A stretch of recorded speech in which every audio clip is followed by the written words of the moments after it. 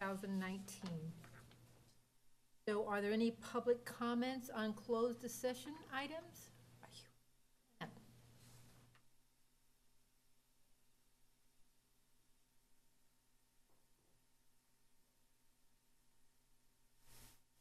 Hello, hello. There it is. How's everyone doing? How's everyone doing? My name is Richard Martinez. I'm with the maintenance department, and I'm here kind of representing a lot of the guys from the maintenance department. And one of them is the fact that we don't have a director, so we're looking into an interim director meantime. And a lot of guys have come up to me and thrown out the same name. And the name that I want to present today is a guy named Daniel Walsh. And just kind of check his credentials to see if he's even qualified to do this. I want to be able to present him and see how you guys feel about this individual.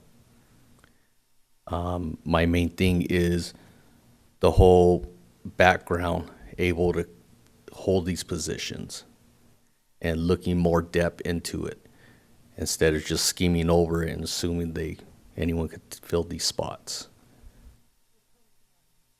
As far as I know, I meet the individuals about 2.5 years ago. Very inviting, very talkative. He has a background of construction work. He's been a laborer himself. He's open to ideas and suggestions, not closed-minded. And the fact that he just smiles most of the time is also a good thing for me. And a lot of individuals, it's inviting. Appearance is everything. Trust me, I get that a lot. Everyone looks at me and assumes different. And that's not me. I'm involved with this community. Unreal. Too much sometimes. But appearance is everything. And that's what I like about this gentleman. His appearance is up, his spirit's up. It brings a smile to everybody, and it's pleasant. That's why I'm suggesting him. Also due to his background, that I know what he has behind him. And that's why I'm here to speak on his behalf. All right, thank you. Richard, could you fill out a card for us? Just they're in the back by the door. That would be great. Thanks. Good evening, everybody. My name is Gus Paz. Born and raised in the city of Watsonville. Been going to school here. I work for Park Valley Unified School District. I started my 19th year here, and I really enjoy working here, working with the kids. I also coach wrestling, youth, and in high school, and involved in Boy Scouts and Cub Scouts. I'm here to. We know we have a director of maintenance that just moved on, and I'm here to talk about Dan Welch would be a perfect candidate for this position, given him an opportunity for an intern. He's a well-known contractor, done some work, and I think he would direct us in the right direction. That's all I want to say. Thank you very much. President Trustee Osmondson, I have Turn it on.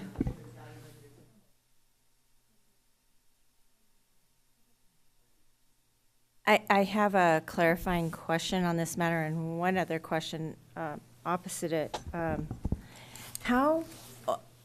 What is our district's current policy in hiring interims? Do we promote that publicly as we do with all other positions, or is it someone internal within the department that's just typically tapped and moved up?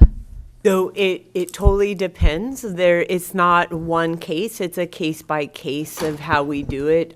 Generally, we only do interim positions for two different reasons. One, we feel that we need to do a long-term recruitment, meaning that we feel that we need to recruit for at least 3 to 4 weeks. Or two, the time of recruitment is bad. So generally, most recruitments for top quality people have been done by now.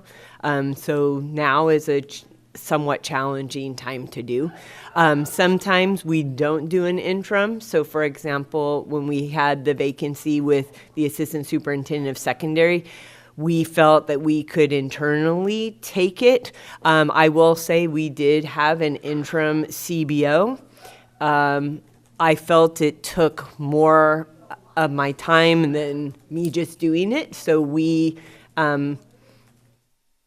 didn't release him, but we didn't fulfill all of his contract, and then I basically took on the brunt of that with the directors.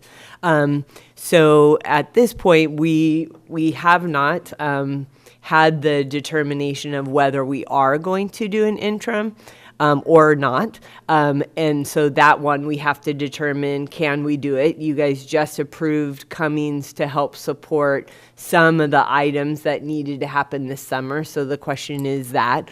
And then two, we'll look at how long of a recruitment we need.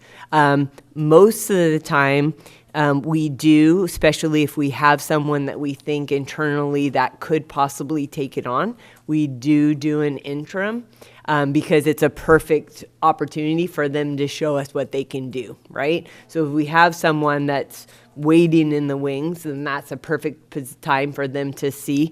You're actually going to see something about that in closed session that happened with the principalship that was very much like that.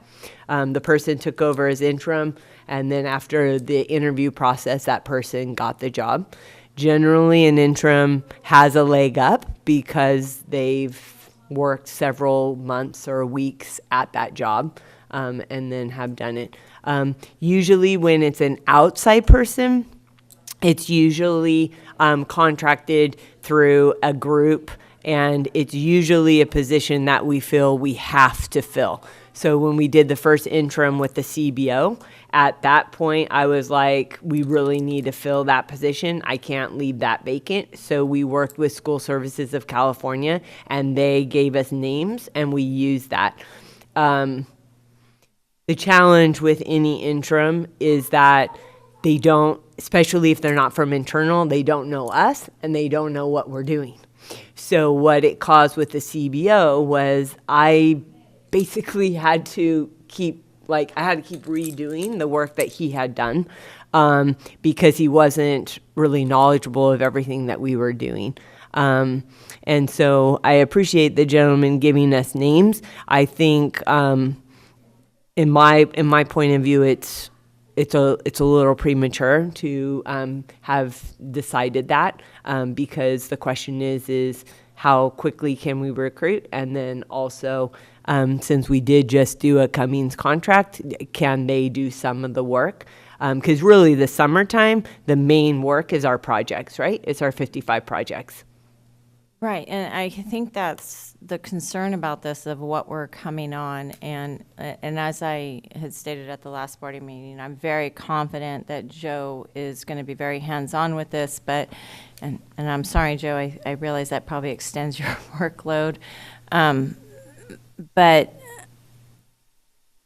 I guess my concern is just if we're really transparent in what we're doing as regards to the interim, if the interim position is going to be posted publicly like other positions, or if it's just going to be something that's going to be tapped up from internally, that maybe we could just be transparent with that, whatever our procedure is going to be, because it is that time. Yeah. And I get that, and I know that because I've worked in this industry and worked with school districts and understand that all these contracts take place at this time really because of the activity level to try to get these projects done.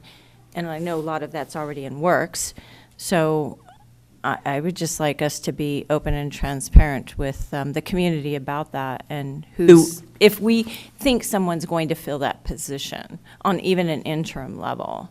So we have not posted interim positions since I've been here, and the past districts I've been in, we have not posted those interim positions, because generally the purpose of it is a very temporary position. And when you're talking temporary, you're saying you're talking 3 to 4 weeks?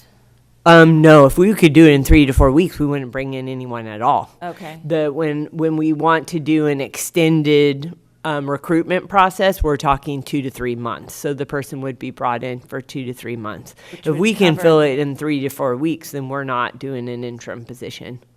We're going to be we're just going to take it on ourselves, because by the time you get someone up to speed, then the time's over. Yeah, and that would basically fulfill all the summer Yeah. contracts and work that we'd Yeah. be actively pursuing. So, so I guess I'm hearing from you right now, we don't really know what direction. Yeah, it's so gonna go. I believe it's heavily premature to assume that we are going to have an interim.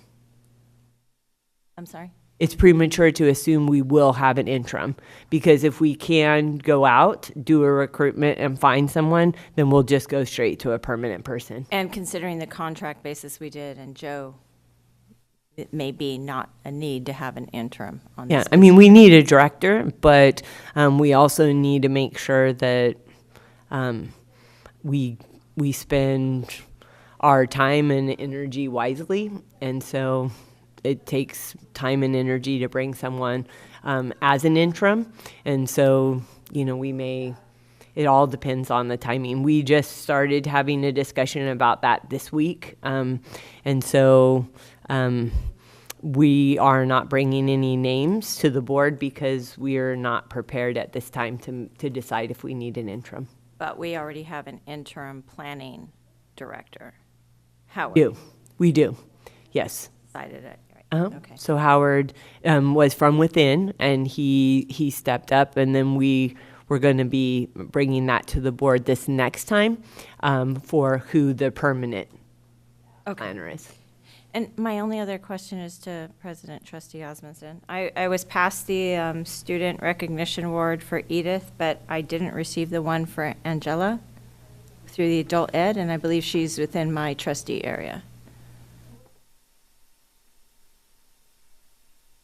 Yeah, Pacific Coast Charter and adult ed are both within my trustee area boundary lines. I didn't know that. Yeah, thank you.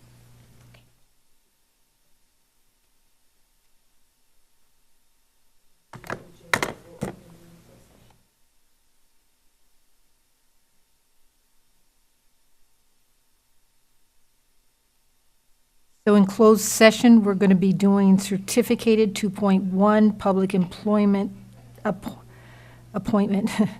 And we're going to do 2.2 classified public employee appointment. And we're going to do 2.3 negotiations update, 2.4 public employee discipline dismissal release leaves, 2.5 claims for damages, 2.6 existing pending anticipated litigation, 2.7 ratify workers' compensation claim 8106040001, 2.8 final settlement agreement and release for one special education student.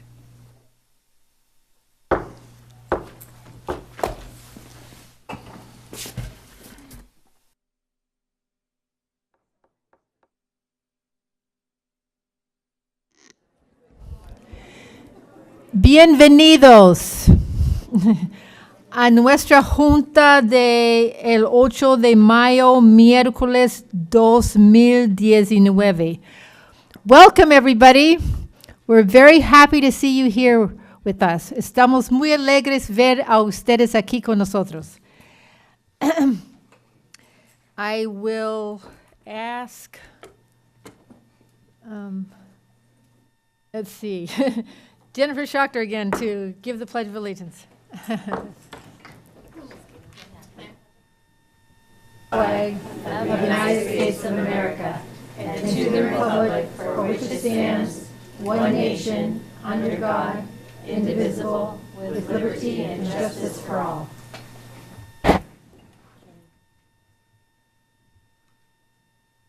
Entonces, a los que necesiten un traductor, tenemos a Virginia que está en el cuarto para allá. Y se puede pedir los aparatos para poder oír las traducciones. Okay.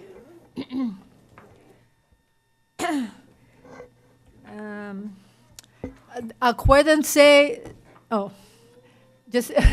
acuérdense, si necesitas hablar, hay que pedir una tarjetita.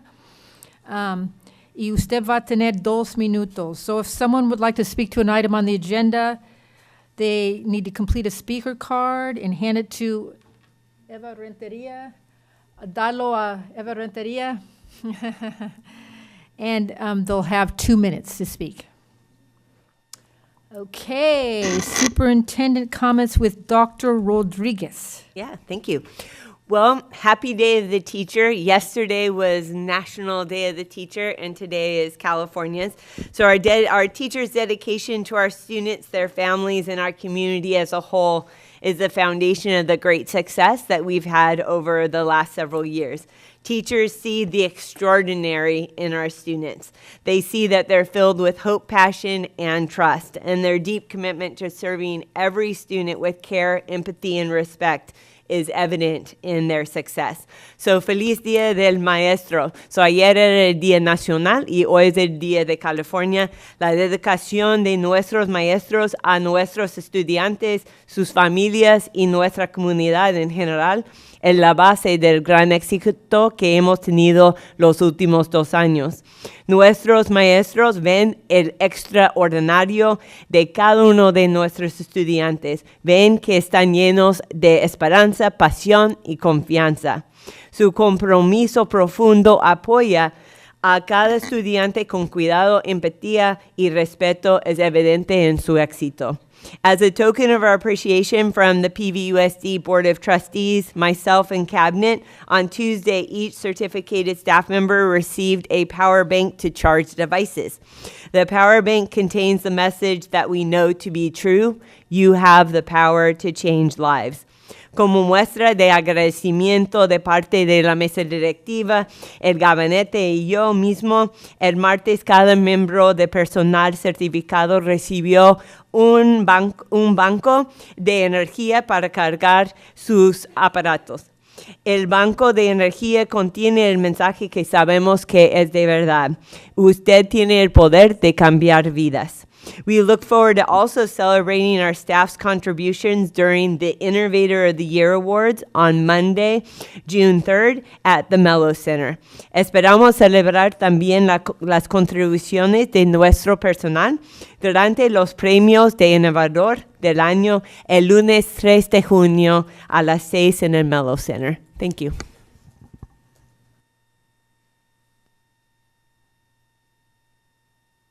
Yes, I just want to say to the board members, we'll have time for you to talk about what you've done these last 2 weeks. You know, even though we have a lot of stuff at the beginning, but we're going to have enough time for you to say something.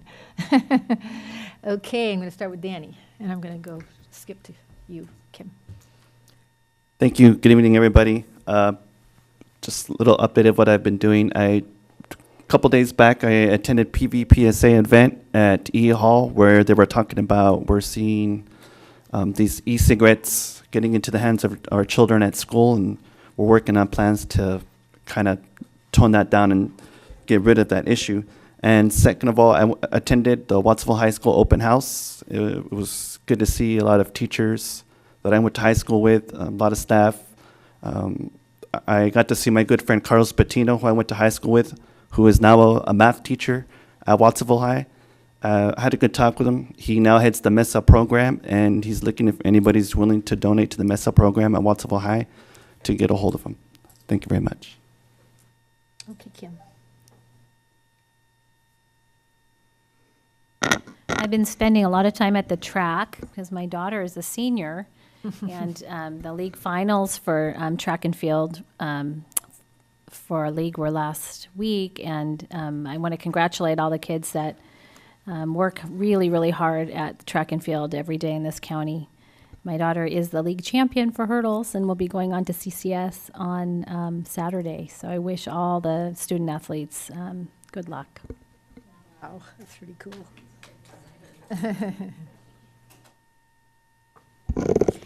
Good evening, everyone. I've had a couple of busy weeks. Let's start with DLAC. At the last meeting, our DLAC parents received a report on the English Language Learners Master Plan. and also the Global 2030 Initiative, and an overview of the bilingual programs available to our PBUSD families. Some concerns raised as we began the conversation, which we hope that as a district we're able to address, were some of the following. Parents expressed the fact that in the past they've been discouraged from enrolling their children in bilingual programs by site staff. And so they're interested in working with us to ensure that there's a process in place to request bilingual programs as an option if it's not already available at their school sites, and also a process that promotes bilingual programs. In addition, they like the possibility of making dual immersion programs available across the district. I also attended the Pajaro Valley Education Foundation Board of Directors meeting. We are very excited for our first annual Innovator of the Year award ceremony in June, where we will be recognizing the work and leadership of both classified and certificated employees across the district. I also attended the Friends of Watsonville Parks and Community Services Board of Directors meeting. We're working closely with PBUSD and Alianza Charter School on the creation of a new school community garden at their site. We invite you to be part of this project and Beautification Day on May 18th from 11 a.m. to 2 p.m. at the Alianza Charter School. And lastly, I was happy to support the Cosechando Esperanza Scholarship Fundraiser.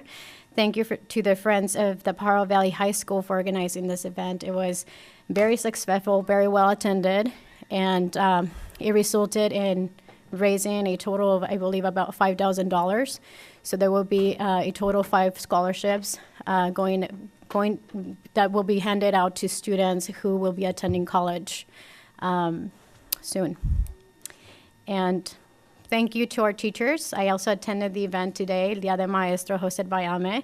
A huge thank you to all of them for all the work that they do and their contributions to the district. I just wanted to highlight that last night I attended our SELPA Programs Community Action Committee's Community Resource Fair. And even if you don't have a child in special education, these Community Action Committee meetings are a phenomenal resource to every member of our community. So when they resume next year, I would really love to see our community's parents involved in attending. Thank you. So I had a meeting with our mayor, and we had a community town hall. Not many visitors, but we were available to answer any questions to the community. We will be doing another one again, and so we'll look forward to keeping you informed on that. I also met with Joe and our CBO of the district and food services, answering some parents' questions. We got a tour of food services facility to see how they pack lunches for our children, went over FDA standards for how the schools get funding for the food program.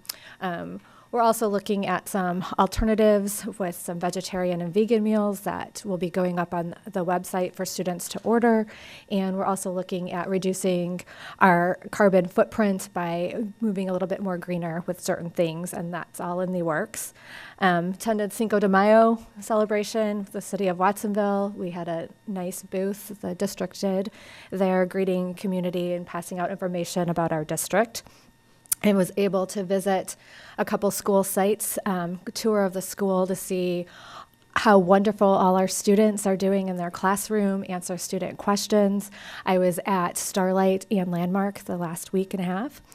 And then also talked with Dr. Rodriguez about social economic curriculum. There is a committee that is being formed that will be going over social emotional curriculum, which will talk about what bullying is, what anti-bullying is, give students resources for if they're not feeling up to par mentally, and that is also in the works. Thank you.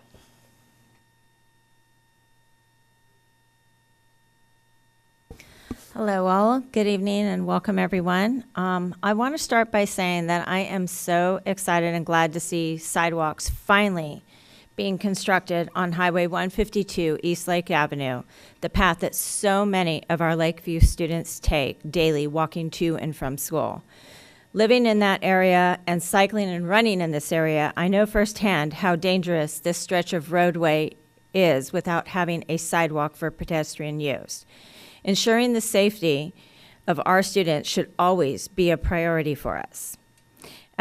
Also, at the last meeting, I stated to President Trustee Osmondson, Superintendent Dr. Rodriguez, and the rest of the agenda setting committee, a request to bring the matter of open fields of the district's campuses for after-school hours for public community use onto our agenda as at least a report and discussion item. Since it is not on tonight's agenda, as I said at the last meeting I would like to remind the agenda setting committee of my request based on multiple public community members' comments and input, a request that this matter be put on our next agenda.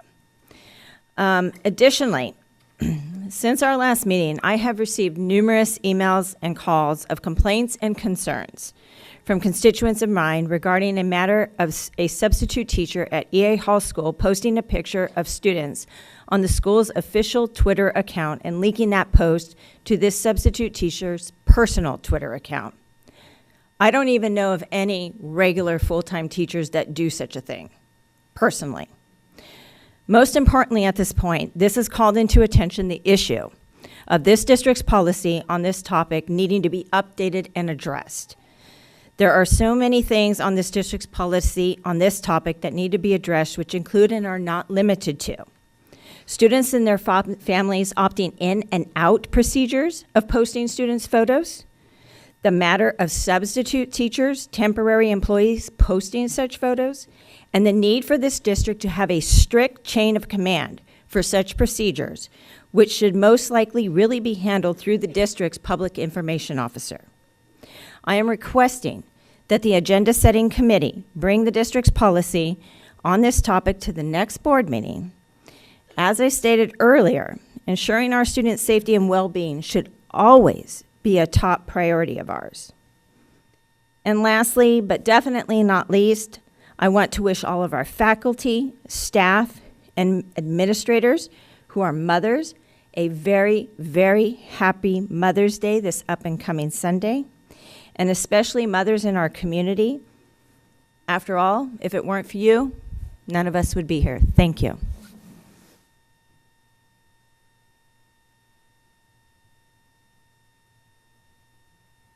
So I want to start by saying that I have been going to the Youth Violence Prevention Task Force 2-hour meetings every Saturday, and they're going on for 6 weeks, and I think I've been to 3 or 4 of them, I can't remember. We talk about, all kinds of, we have 3 police officers in our meeting, which is pretty cool. And they are all non-white ones. We talked about, issues, well, in regards to race and racism and all kinds of different kinds of things, but that we're dealing with, and we're going to come up with action plans at the end. Because I go to the meetings, I wanted to go to we did some canvases at Minty White and Radcliffe, and I was able to do the canvas after my meeting at Minty White. You were too. And I didn't get to the one at Radcliffe because they'd already finished. So we're doing some of that. I was able to go tonight, of course, to the teachers' celebration at Jalisco's. It was really great. And I've been going to open houses, one at Ohlone and one at Radcliffe. And when I go to an open house, I go to every single teacher's room. And I ask them to show me what they've been doing and stuff like that. So I try to use the whole time to go to all the teachers' rooms. I also went to the Seal of Biliteracy celebration we had. And I was... in this case, I was the only board member there, so it was good that I was there. And I was able to put medals on each student that was getting their seal of biliteracy. I was able to put medals on all of them, which is pretty cool. Let's see. I think I've said what I needed to say. Oh, I did work a little tiny bit on Earth Day at our table that we had. And then I worked pretty much the whole day on the Cinco de Mayo event we had just last Sunday. So I worked all day helping our PVUSD table. Yes, thank you. Okay. So I am going to go on and see if we have any high school representatives here. Do we today? No. Nobody from Aptos or Potter Valley or Watsonville? Okay, well, we miss you, all of you, high school representatives. Now, we're going to do quite a few student recognitions for the year. And I'm going to start with Jaylene Solorzano from Pajaro Valley High School. And bring up your family. The whole family needs to come up together. Is there anybody from their family needs to come up? Big group. There they are. Come on up.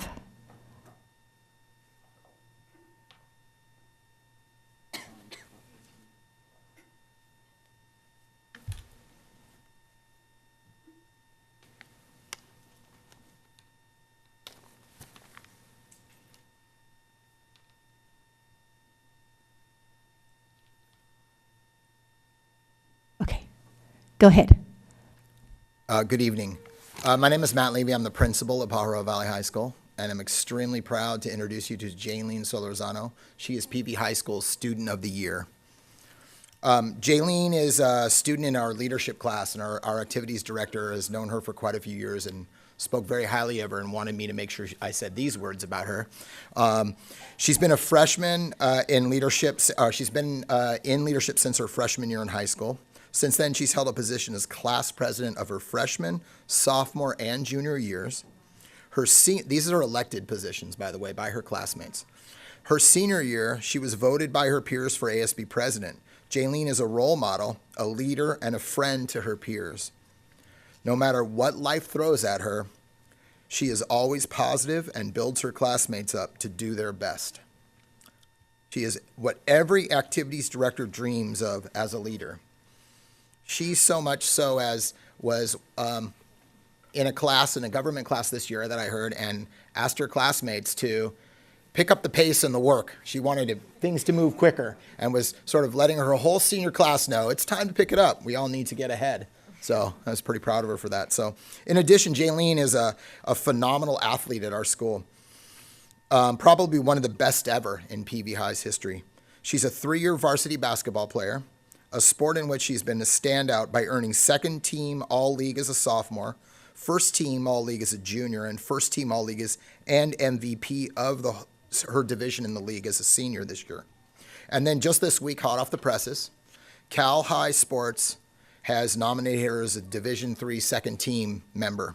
She averaged 28.8 points this season and was 21st in the nation in scoring, which is a huge accomplishment.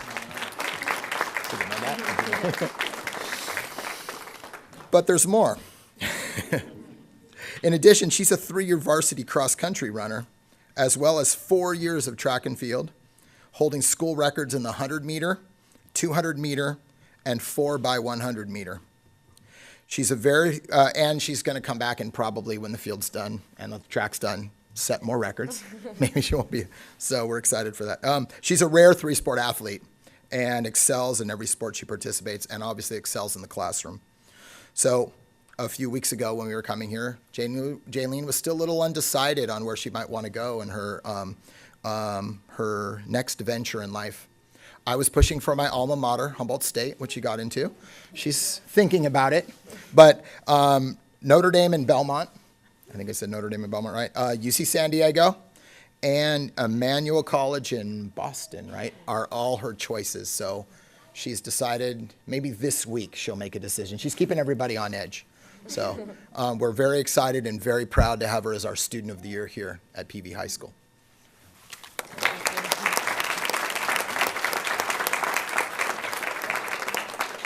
Do we go over here?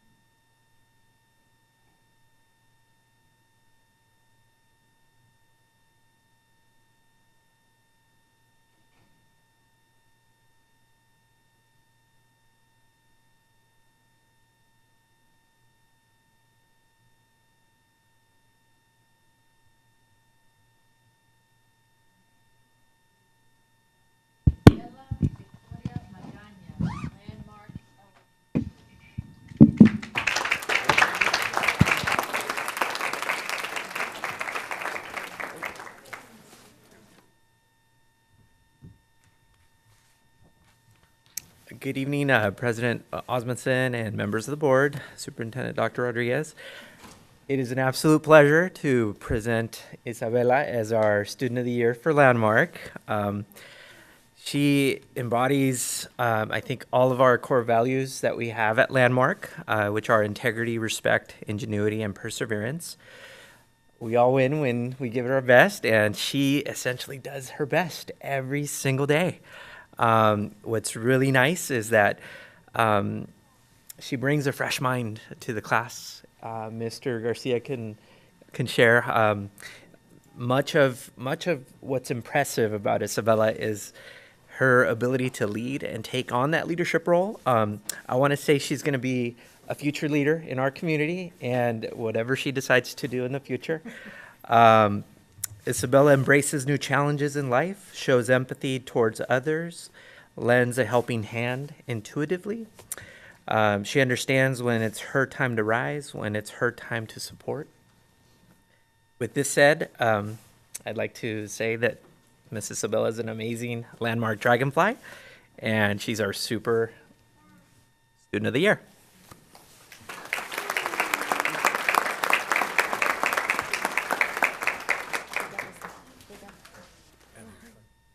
And no, it's okay. And I just want to go ahead and add something. It was just interesting because we had a staff meeting today and we talked a lot about inspiration, just to kind of remind ourselves about why it is that we do this job. And Isabella, I just want to let you know that I get asked very often about why I teach. And one of the biggest reasons that I teach is because I get opportunity to work with kids like yourself. So thank you so much. I really appreciate that.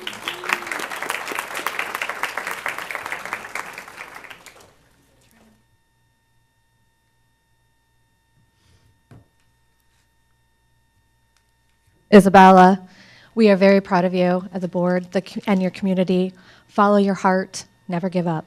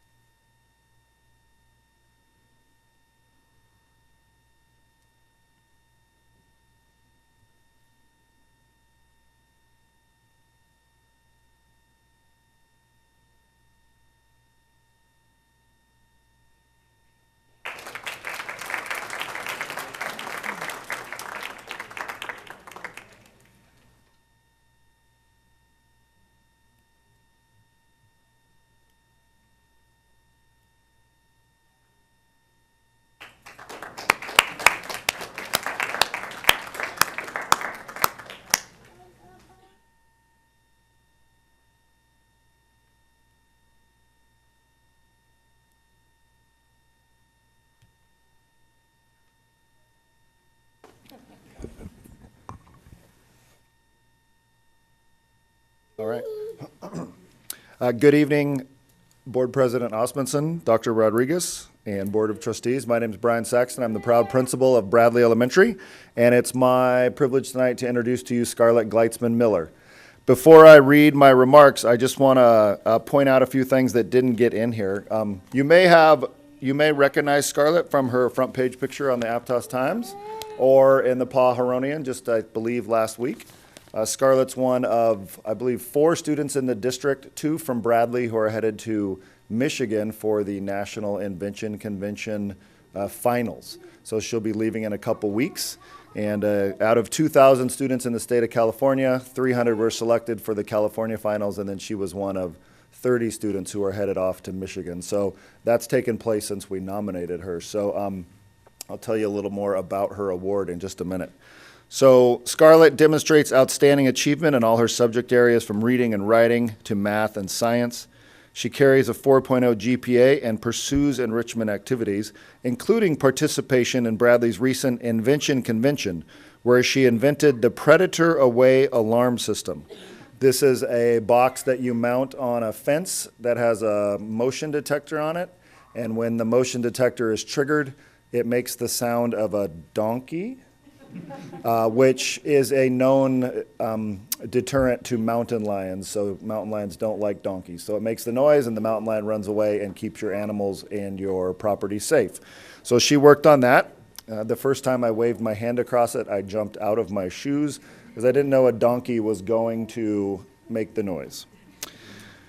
She comes from a family of 5. Her parents, Kona and Avery, Scarlett, and her 2 younger brothers, Cyrus and Pax. Her favorite subjects in school include reading, writing, and she loves writing works of fantasy and fiction. She's not in school. Scarlett loves to play soccer. She plays with the bronze level competition team, Aptos Tide, and she enjoys traveling and has spent time exploring parts of North America, Europe, and South America, and would love to learn Portuguese one day. Her biggest inspirations include her parents, both her maternal and paternal grandmothers, and the author J.K. Rowling.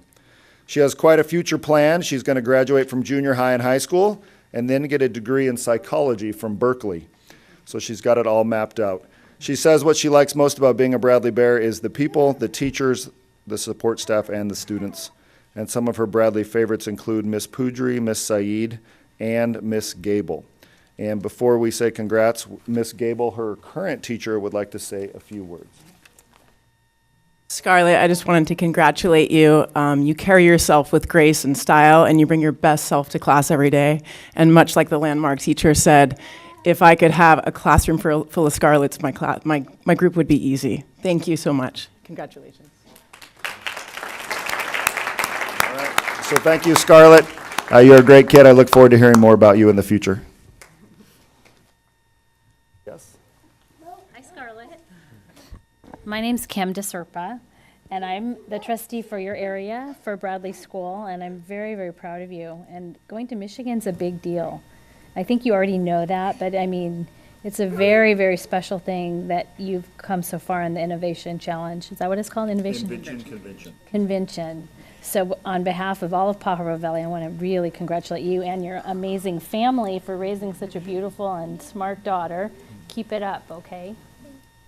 I want to tell you something. I have coyotes at my house. I was looking for the video because they come all the way down to my dog kennel and interact with my dogs, and I don't want them to do that anymore. So if you can figure out how to deter my coyotes. You need what she's made. You need what she's made.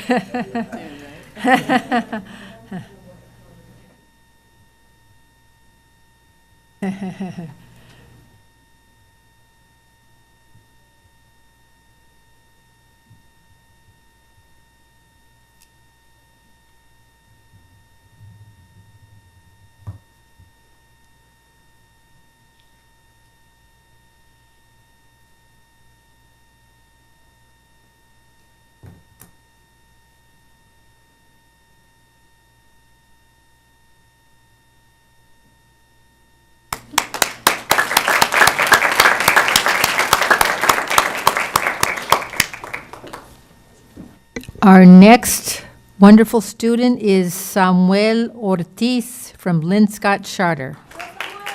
We'll go all the way around with him.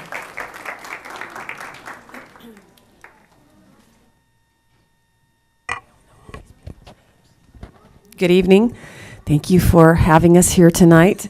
My name's Julie Wiley. I'm the principal at Linscott Charter School. It's my honor to introduce you to Sammy Ortiz, who's Linscott's Student of the Year. Sammy and his family have been part of Linscott for, I was going to say 100, but it's 22 is obviously closer to the correct number. Been there for a long, long time.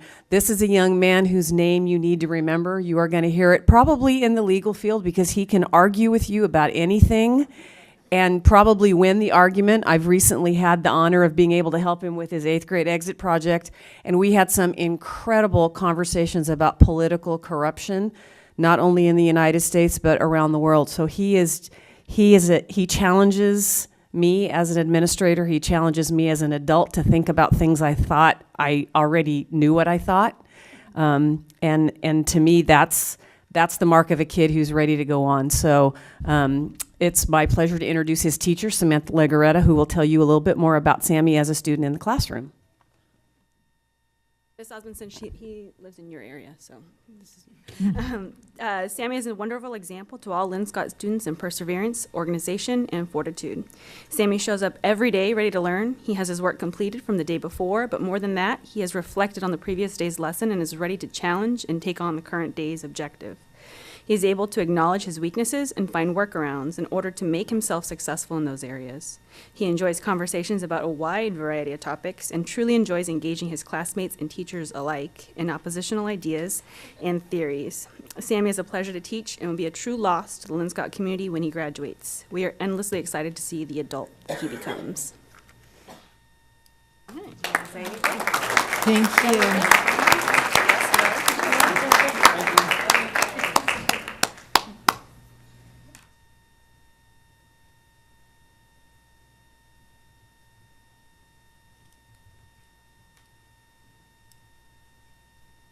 Hello, Sam. My name is Daniel Dodge Jr., and I represent Linscott. Linscott's a good school. It's a tough school. You have a great principal, great teachers, and we just want to recognize you this certificate, and it says recognized by the faculty of Watsonville High School for his efforts and hard work towards academic excellence. So keep going, man. Thank you.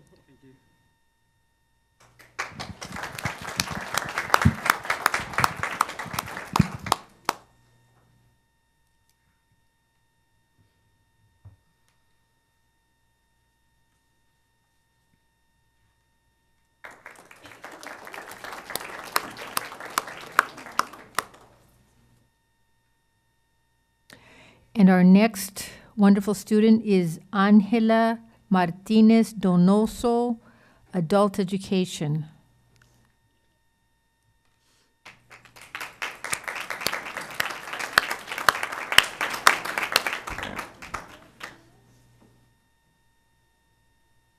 Good evening. This is my honor and my privilege to present to you Watsonville Aptos Santa Cruz Adult Education Student of the Year, Angela Martinez Donoso. She is really special in the fact that she went to Aptos High School. She was there her freshman through junior years, and then her senior year she took independent study classes and decided to go to the Center for Employment Training, CET, to pursue medical clerk training. Well, in 2015, she finished her CET training, but not her high school diploma studies. So, in 2016, Angela came to our school and she started taking GED classes. But she also started working as a farm worker picking raspberries. And the work in the fields was long hours. So once again, her schooling was put on hold. But she had a dream, and that dream was to complete her GED. So she returned to our school in 2018, and this time she did complete all of her GED examinations and will graduate with us in 2 weeks. We're very, very excited and very proud of her.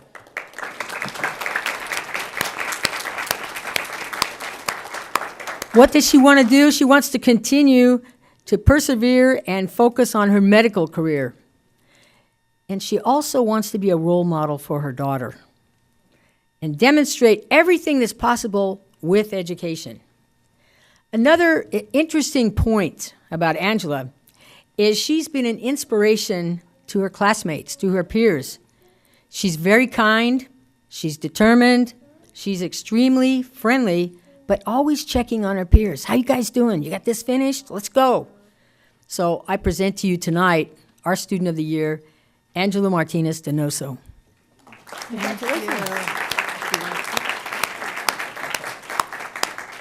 And as friendly and everything that she is, she really doesn't want to address you tonight.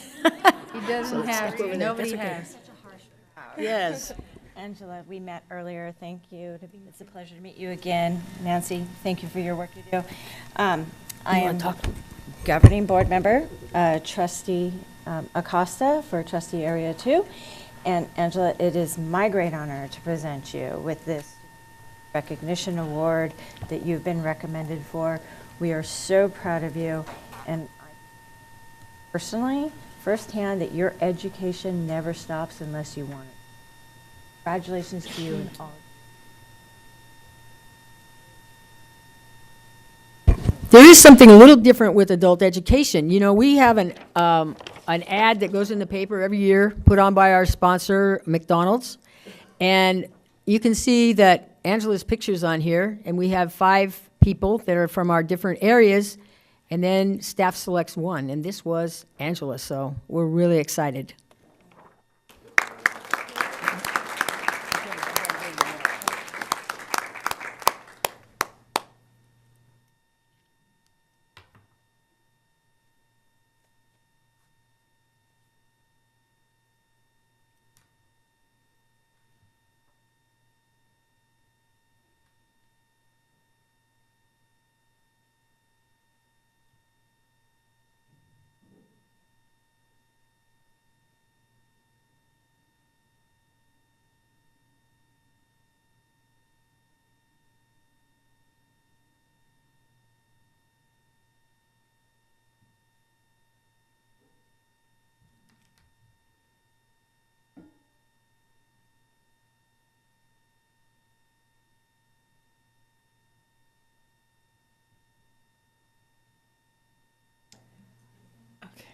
Okay, hello. So I want to go ahead and do the next person, even though they're over there. And the next person is Edith Rodriguez Bermudez, Alianza Charter.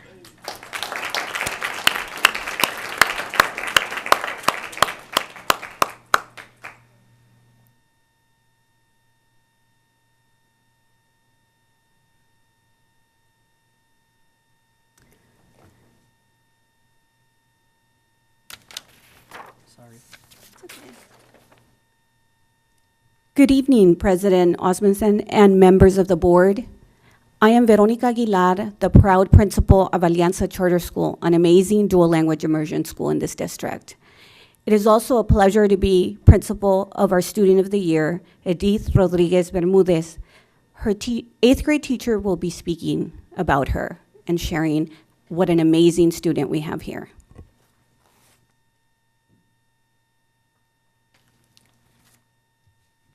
My name is Cornelio Garcia. I am here today to recognize Edith Rodriguez Bermudez as the Student of the Year at Alianza Charter School. I am her English language arts teacher and su maestro de estudios sociales.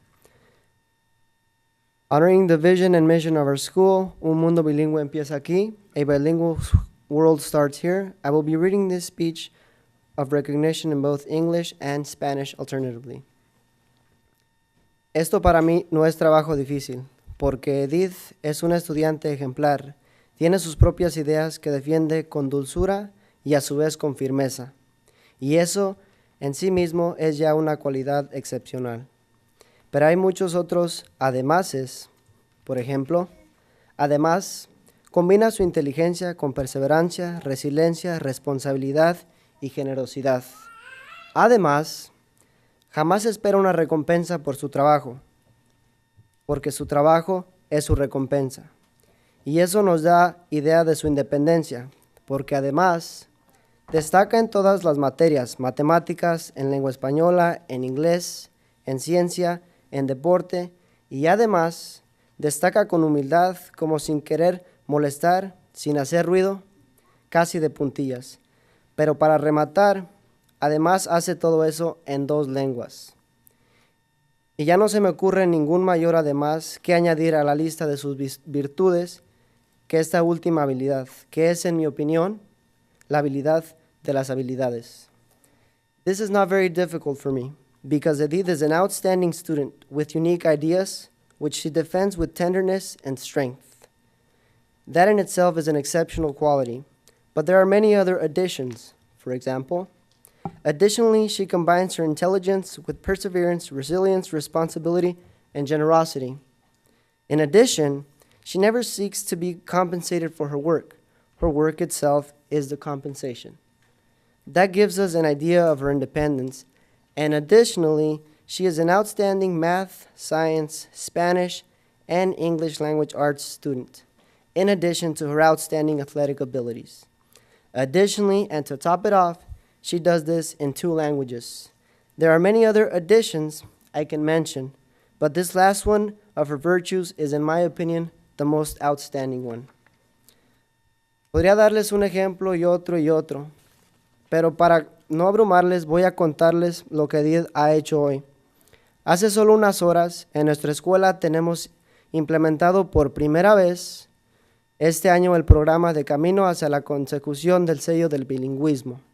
Edith cumplió y rebasó los requisitos para ser seleccionada como candidata a este reconocimiento. El último de ellos era una entrevista con un panel de maestros en la que ha defendido con brillantez y profesionalidad académica en ambas lenguas las preguntas que se le formularon.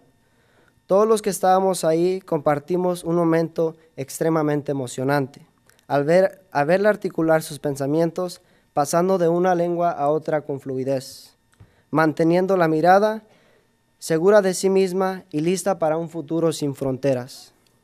I could give you example after example of her outstanding qualities, but to not overwhelm you, I will tell you just about one thing she accomplished today. At Alianza, we're implementing for the first time this year a program that places students on the pathway to the seal of biliteracy.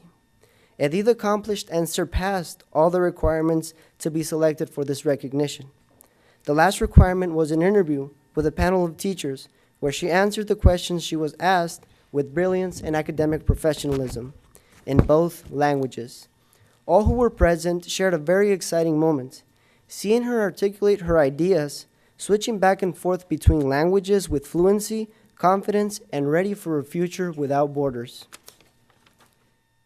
Edith, sabemos de tus deseos de convertirte en una ingeniera o terapeuta, o lo que tú quieras.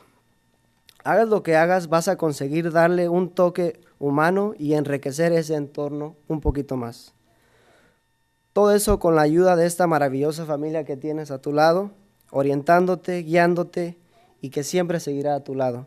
Edith, we know of your dreams to become an engineer or a therapist. We strongly believe that you can become anything that you want because of your determination. Regardless of what you do, your honesty and your kindness will change any and all people you encounter. Do not forget that all this has been with the help of your marvelous family that you have. A family that has guided, oriented, and supported you, and that will always be there with you. En nombre de todo el personal de Alianza y el mío propio, te deseamos el más emocionante de los futuros. Estamos todos muy orgullosos y orgullosas de ti. On behalf of the Alianza staff members and myself, we wish you the best in your future. We are very proud of you. Y nunca olvides, never forget, que una vez un armadillo, always an armadillo. Yeah, that's what they say.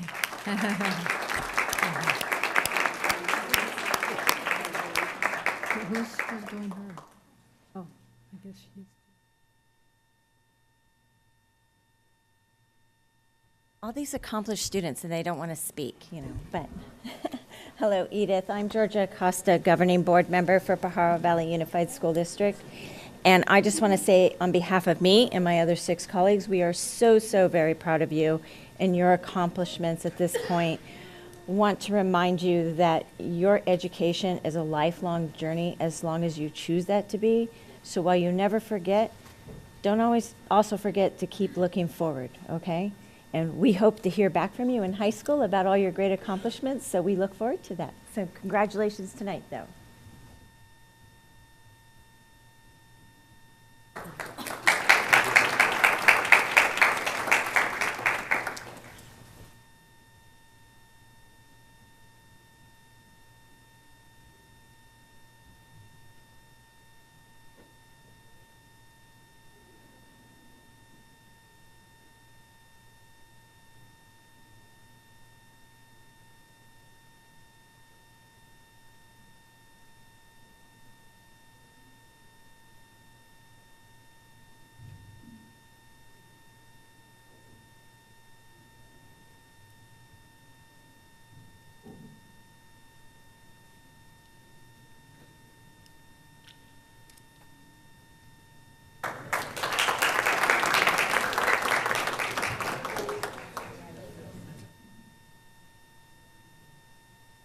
So we want to move on and go to our very exciting musical presentation by El Sistema it's from Alianza, right? Radcliffe. I mean, not Alianza. El Sistema from Radcliffe School.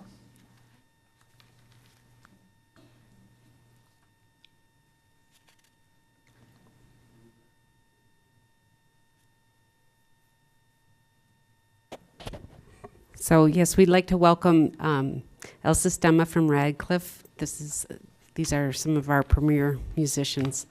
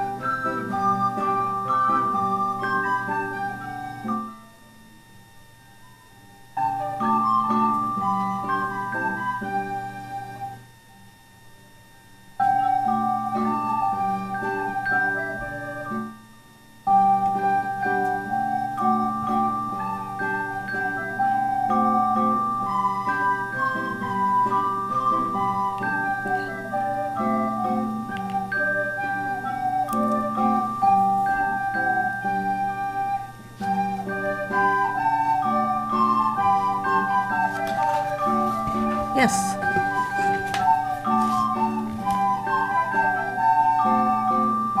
Yes, just give me the quote.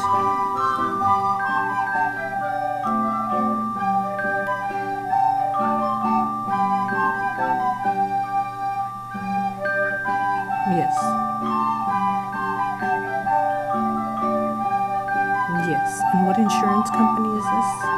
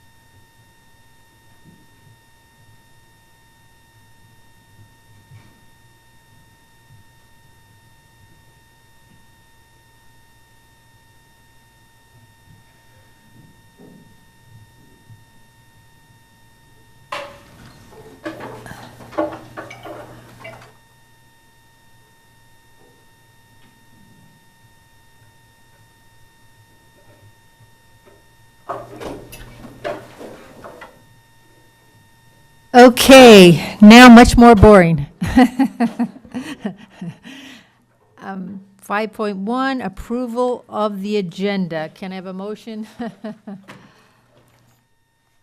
move approval of tonight's agenda. Second. All those in favor? Aye. All those opposed?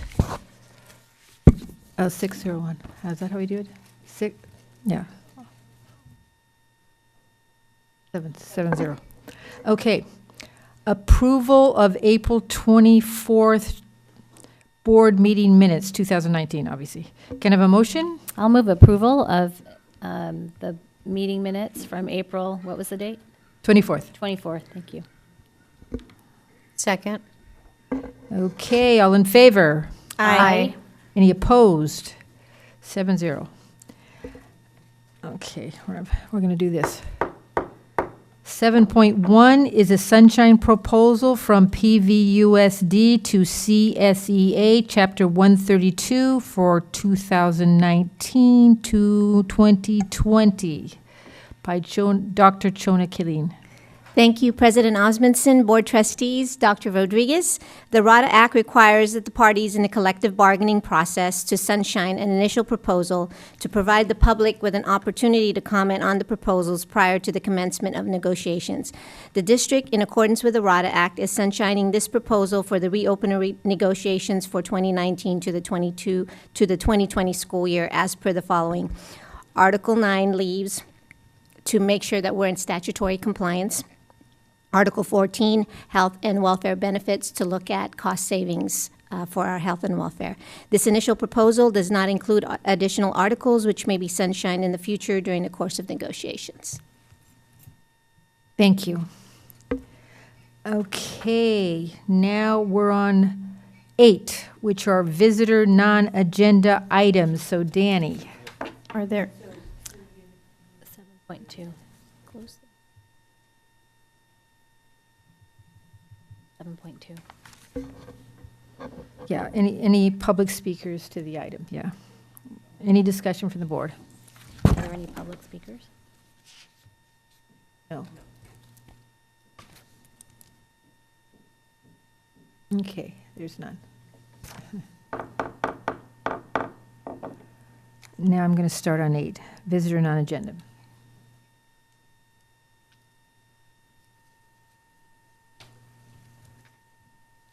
We have one tonight. It's Esther Murillo.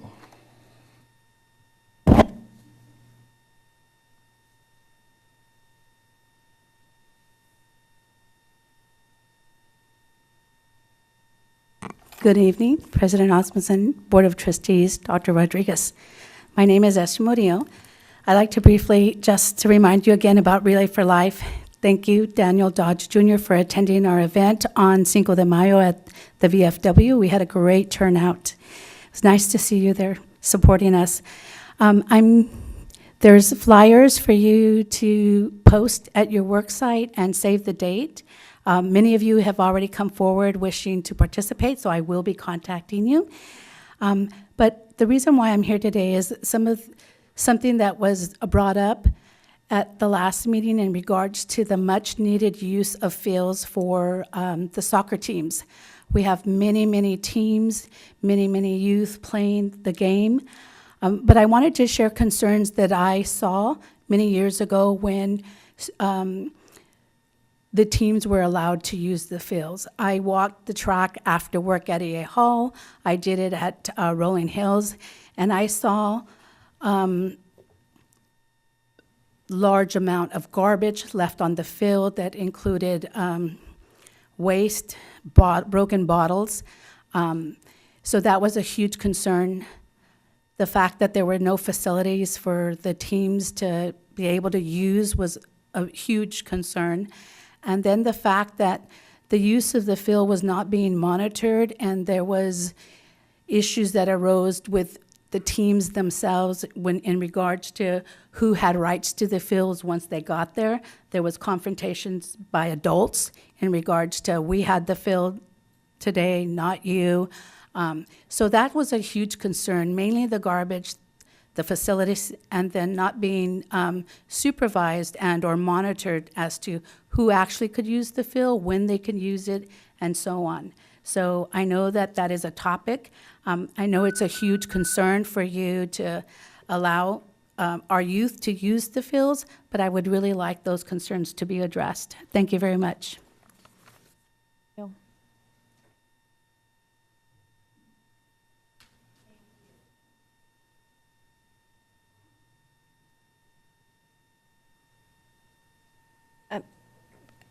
President Trustee Osmondson, I think this would just sort of further reiterate the point of the importance of us maybe bringing this item forward for at least a report and discussion on the next agenda, if not a very, very near agenda to address this. It is on the next agenda. Perfect. Thank you. Yeah. Okay. Pajaro Valley Federation of Teachers. Thank you, Francisco Rodriguez with PVFT. Good evening, everyone. Just wanted to kind of go over a few items.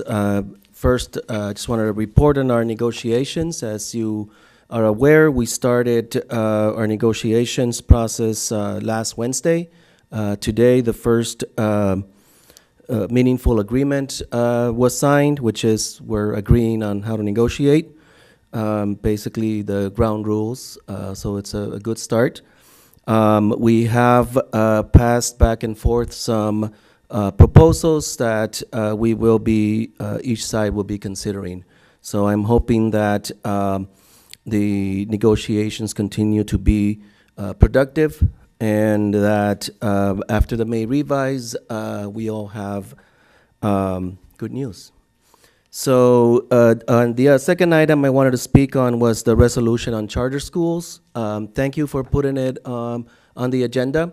I think that it's about time that a 1992 law that needs to be updated and reformed,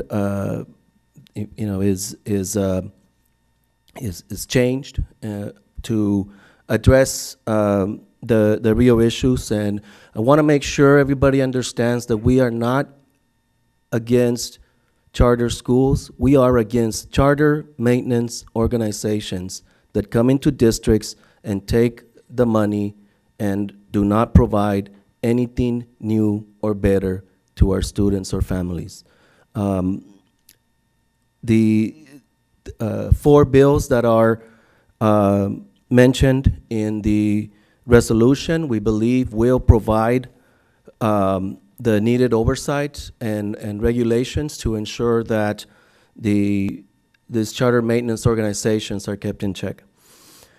And then the third item I wanted to speak on was you may have read the news today or heard that finally, after many years of advocating for the ban on chlorpyrifos, brain-harming pesticide used widely across California, is now going, its registration will soon be canceled.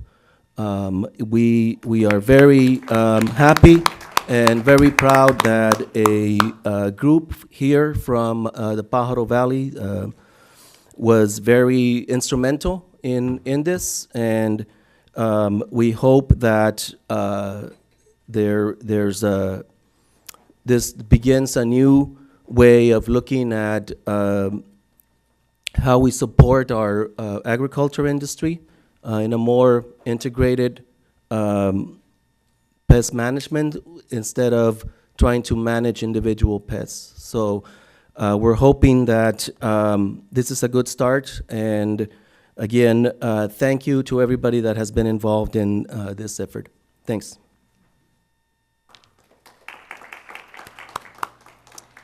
Okay, 9.2, California School Employees Association.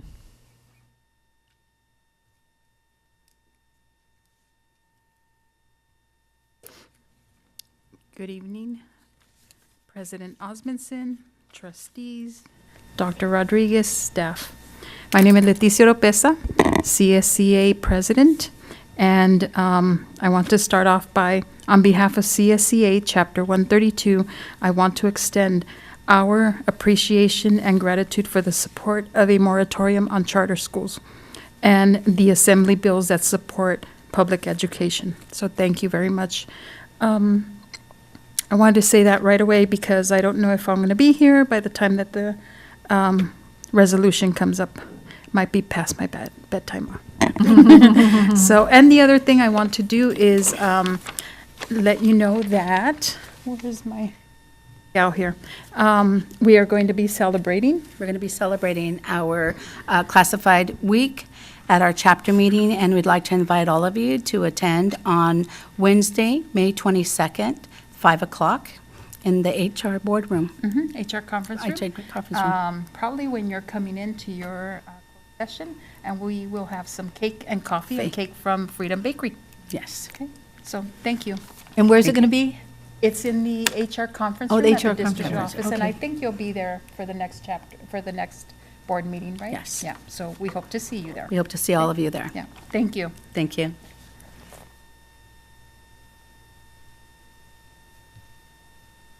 Okay, PAVAM, Pajaro Valley Association of Managers. Is there somebody here that's going to come up and talk about managers?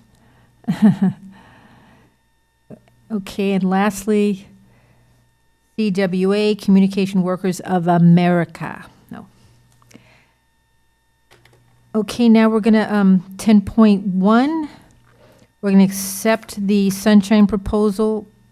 Oh, we don't have to accept it, but the Sunshine proposal from PVUSD to CSEA, Chapter 132 for 1920.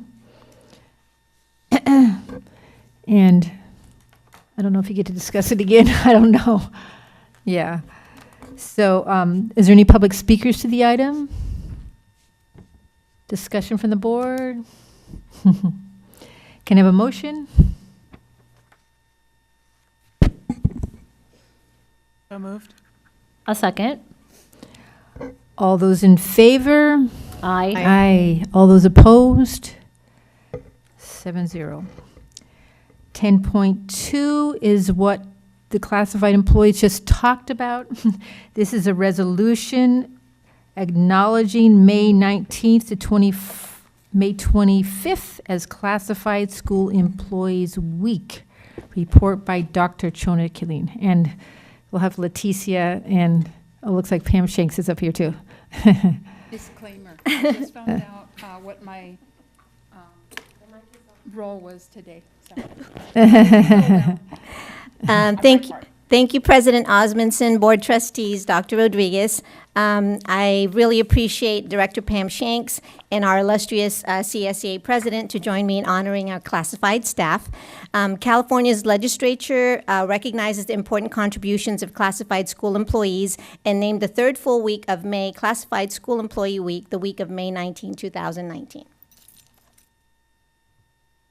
The Pajaro Valley Unified School District honors Classified School Employee Week and highlights the importance of recognizing classified employees of our district and their valuable work.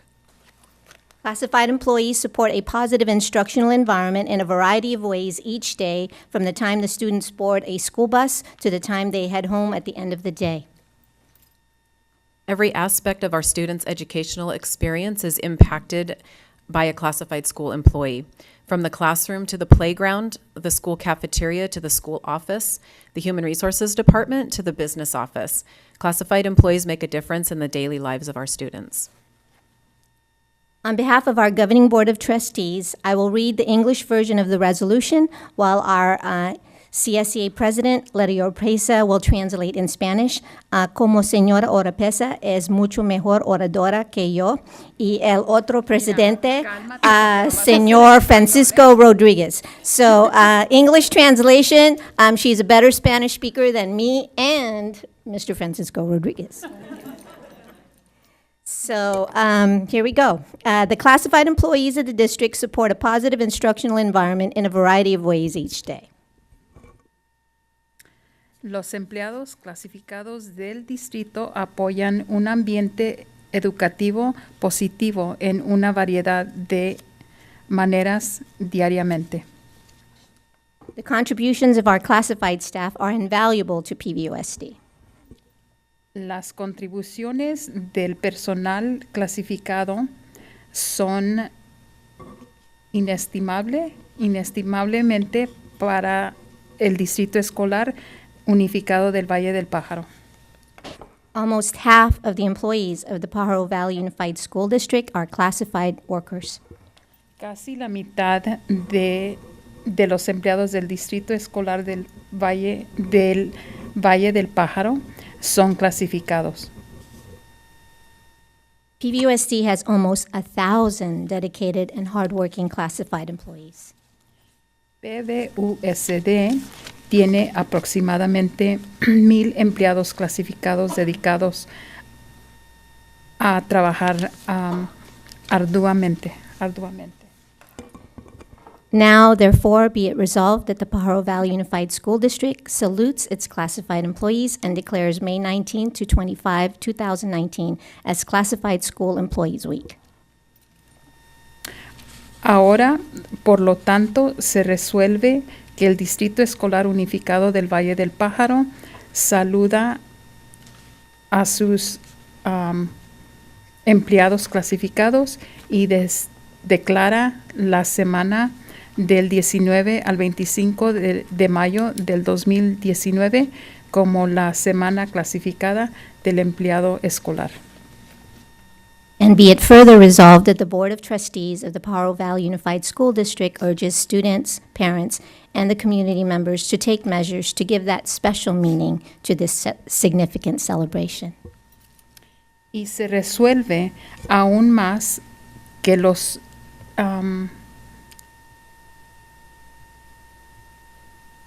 representantes de la mesa directiva del Distrito Escolar Unificado del Valle del Pájaro pide a los estudiantes, padres, miembros de la comunidad a tomar medidas para reconocer el significado de esta celebración. Thank you very much. Muchas gracias. Easy. Yeah, that was easy. I can say muchas gracias.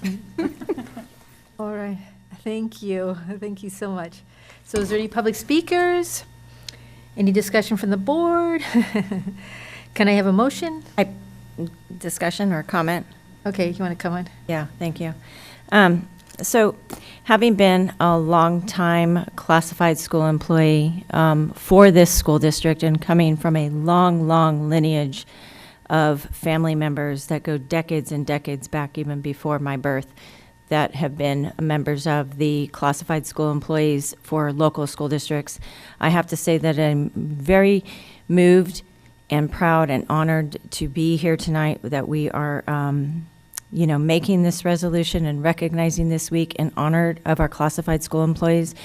And I could tell you from a firsthand experience, and I think almost any teacher in the school district will tell you the same thing, our classified school employees, they are the true blood and sweat, the backbone of this district that makes this district run and function on a daily basis. So I am very proud and honored to be able to sit here tonight on this side of the table and say, I'm going to move to make the motion to recognize this resolution for recognizing our Classified School Employees Week from May 19th through the 25th of 2019. Thank you. Second. All those in favor? Aye. Aye. 7-0. Thank you so much for all you do. Muchas gracias. And you are invited to next week's Thank you for all you do. Thank you. Letty, what time is that celebration? Our meeting starts at 5, so I would say around 6, 5:45. Okay. We'll be cutting up the cake. Great, thank you. And thanks to everybody. Okay, 10.3. We're approving a memorandum of understanding between the Santa Cruz Silicon Valley New Teacher Project and Pajaro Valley Unified School District. Report by Dr. Chona Killeen. Yes, thank you, President Osmondson, Board Trustees, Dr. Rodriguez. I'd like to call upon my other director, Allison Nizawa, and our partners from NTP to join me up here. For your review and request for approval is the Memorandum of Understanding between the Santa Cruz Silicon Valley New Teacher Project and the Pajaro Valley Unified School District. We have met continuously with our NTP partners, and of late, we've been working with PBFT leadership in the hope of creating a greater collaborative relationship to better support our teachers. The goal of this partnership between PVUSD and the New Teacher Project is to increase student achievement through the implementation of quality-based research teacher induction programs while nurturing the growth and development of participating teachers in the district in a sustained and systematic manner. SCNTP will partner with PVUSD to conduct induction programs for general education and educational specialist teachers that meet the requirements of state-approved induction programs, the Induction Common Standards, and the California Induction Preconditions and Program Standards, and integrates the program design outlined in this MOU. The term of this memorandum is 1 year from July 2019 to June 2020. Tall women. Okay, sorry. We're here for questions if the board has questions. So is there any public speakers? And any discussion from the board you'd like to ask them? Anybody want to ask them some questions? Have some questions. Yeah. So how is this different than any other year that we've had a contract with the New Teacher Center? It's not. So we have a bunch of new board members that have taken their seats this year. I'm just wondering if you could just recap for us. You're on Synergy. You get to explain it. It's Sure, yours. You sure. do such a good job. This We is are. Melissa Roberts. Hi. Hello, my name is Melissa Roberts. I'm the director of the Santa Cruz Silicon Valley New Teacher Project. We are entering our 31st year as an organization, which Dr. Killeen explained. We support new teachers and are the bridge to clear their credential, which is legislation here in California. We are not looking to change the type of supports. We've been in partnership for 30 plus years. What exactly do you like? So let's say we hire a new cohort of teachers that come into our district. How exactly do you serve those teachers Excellent in partnership question. with us? When you hire a new teacher who has a preliminary credential, they are matched with a mentor. Their mentor is non-evaluative.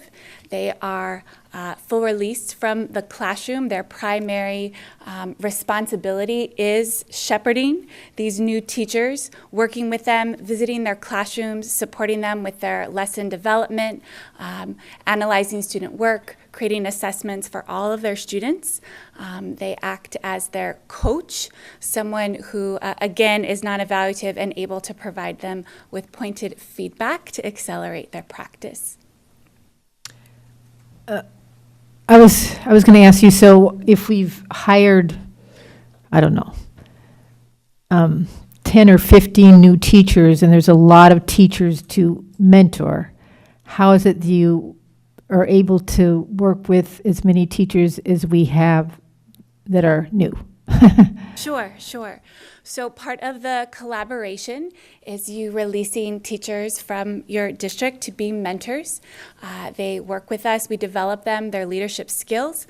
They're with us typically for a period of 3 years and then return to the classroom or to the district in another leadership position. And we match these people. They have a caseload, these teachers, these mentors, with the new teachers. So what are these new, okay, so if these are teachers that we have already and they're not going to be teaching, then obviously we need other teachers to teach on their behalf too, right? And yes, that is indeed true. And these teachers that you hire that have their preliminary credential need to clear it, and they do so through induction, which again is the legislation here in California. They have to go through induction in order to clear their credential and to stay in the classroom. Any more comments? Yes, I think my colleague, Trustee DeSerpa, asked this, and I'm not sure it was exactly addressed, and maybe I'm misconstruing what she was asking, especially in light for our new colleagues. This MOU, because this has been in existence for some time, are there any specific changes to it now from before that you could make aware No, ma'am. to them? Okay. I felt that was kind of her question. I'm not sure, but at least for clarification. Thank you. Any more questions? Okay. Okay, so so can I have a motion? I'll make a motion to approve. I'll second. All those in favor? Aye. Aye. All those opposed? 7-0.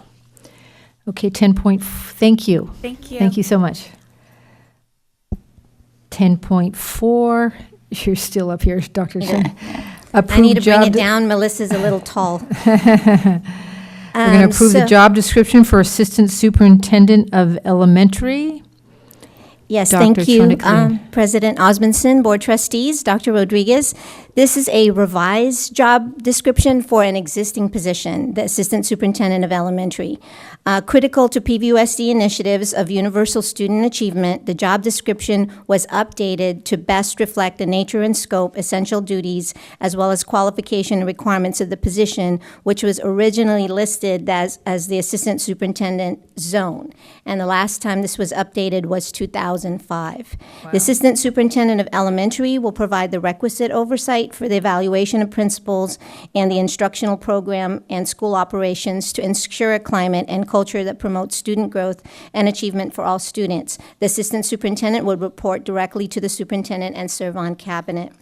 And some of the highlights of the essential types of duty will be to provide administrative leadership in the development and coordination of school programs at the elementary level, empower school sites to make decisions that directly serve the students' needs, prepare programs, policies, procedure to enhance learning, improve effectiveness, and increase efficiency in elementary schools, supervise the elementary program budget by working with the principals and our finance department, as well as establish and maintain effective communication channels with administrators, teachers, parents, and the community as it relates to elementary education. Thank you. Any public speakers? Any discussion from the board? No? No? No. Okay.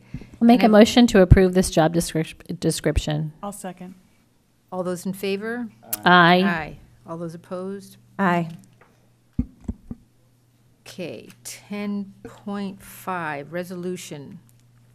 And this is about what some people tonight have talked about the two unions especially.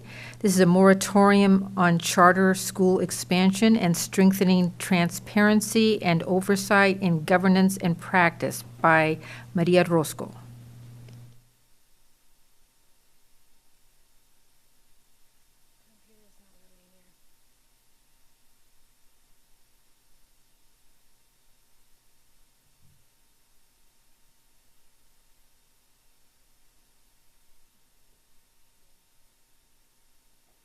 Is taking a while.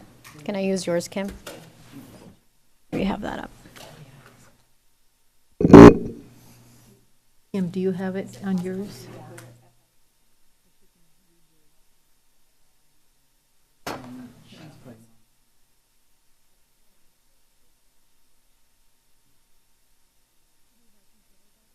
Maybe, actually. Kim's computer here. It probably is.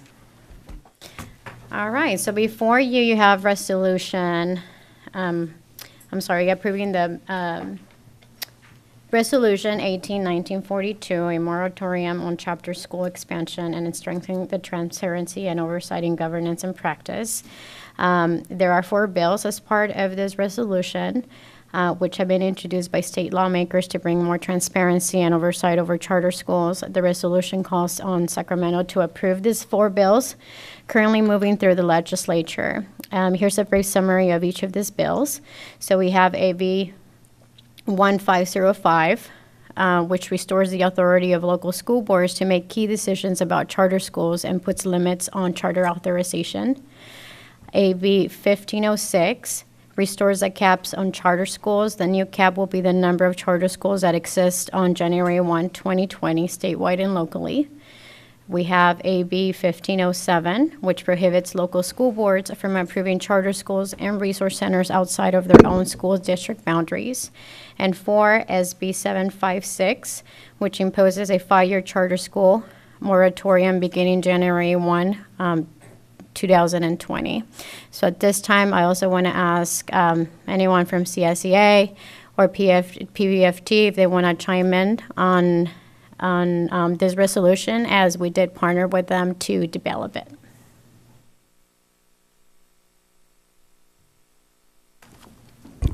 Sure, thank you. Francisco Rodriguez with PVFT. Again, just want to commend the board for bringing this resolution forth. It's very easy to think about the first 3 bills. 1505 gives you local control. 1506 puts a cap on the numbers that can be approved. And 1507, it closes the loop. You were probably all familiar with the LA Times article that came out a few weeks ago, where charter maintenance organizations targeted small districts to approve charters, and the students did not come from those districts. They came from districts surrounding those small districts, having a great impact on those districts around them. So it's very easy. We want local control. We want to put a cap on the runaway charter school numbers. And number 3, we want to close the loop on their ability to just open up charter schools and impact the districts around those charters. So again, I ask for your full support, and want to clarify again, this is not against individual charter schools. This is against charter maintenance organizations like Navigator that come into districts like ours to take the money. Thanks.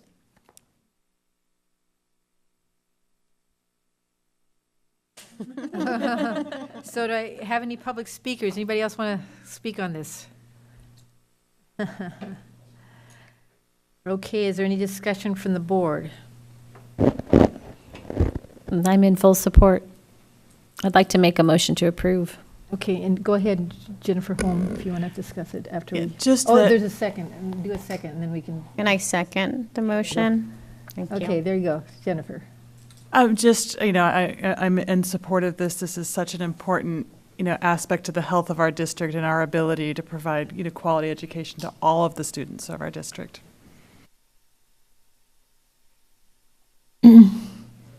Anything else from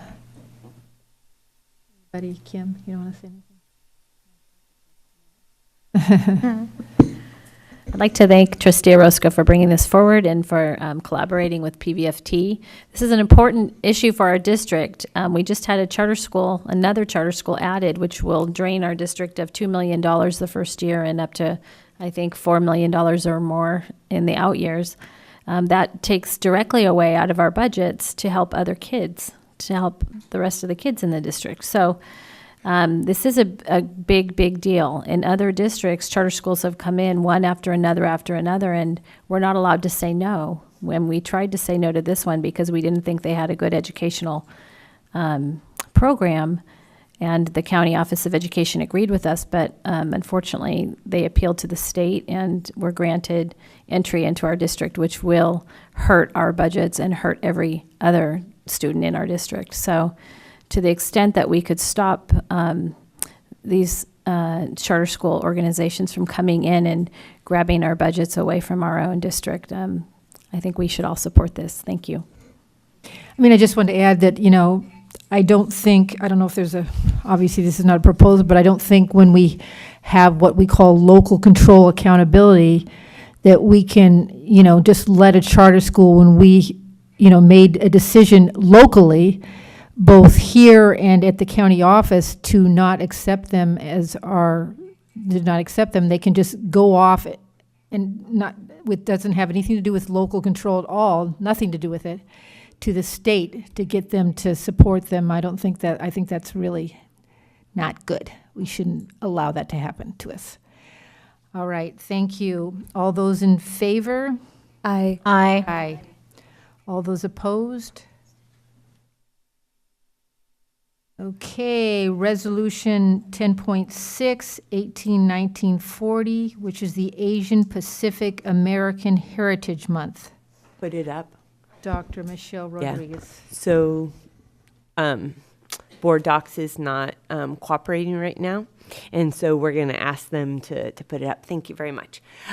So, at the request of Trustee Dodge Jr., we went ahead and we researched various, both the resolution and the new law that was passed in legislation in March 2019, and also other resolutions for the National Asian Pacific American Heritage Month. And so we just wanted to recognize them. And I will read just a portion of it, and then I'll hand it off to Trustee Dodge Jr. Whereas National Asian Pacific American Heritage Month is an opportunity to share the historical and current contributions of all Asian and Pacific Islander Americans, and the state of California is a home of more than 700,000 students of Asian and Pacific Islander descent, kindergarten through 12th grade. And whereas immigrant, refugee, and American-born community members of Asian and Pacific Islander ancestry have contributed immensely to the growth and stability of the state of California and also the Pajaro Valley Unified School District and community by deepening our American values of family, education, social justice, and community, which further shapes the social and economic character of our country, excuse me. County. Oh, does it say? Oh, perfect.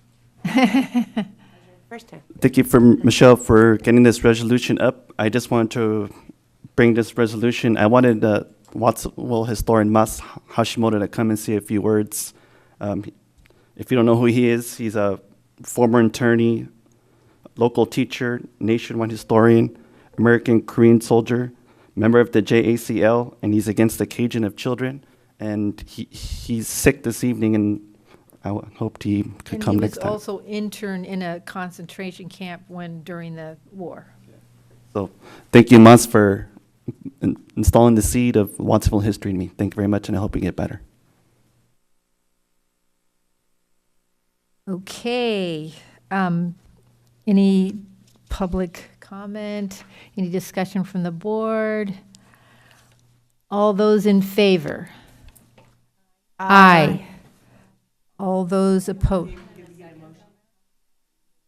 Did we motion? Did we motion and second it? I forgot what we did. Okay, so she motioned it, but yeah, I think we got a second. Yeah, I second it. Yeah, we seconded it too. We did it. Yeah, we just.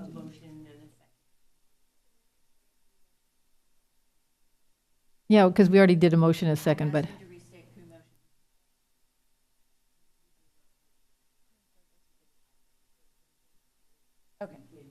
Okay, a motion and a second.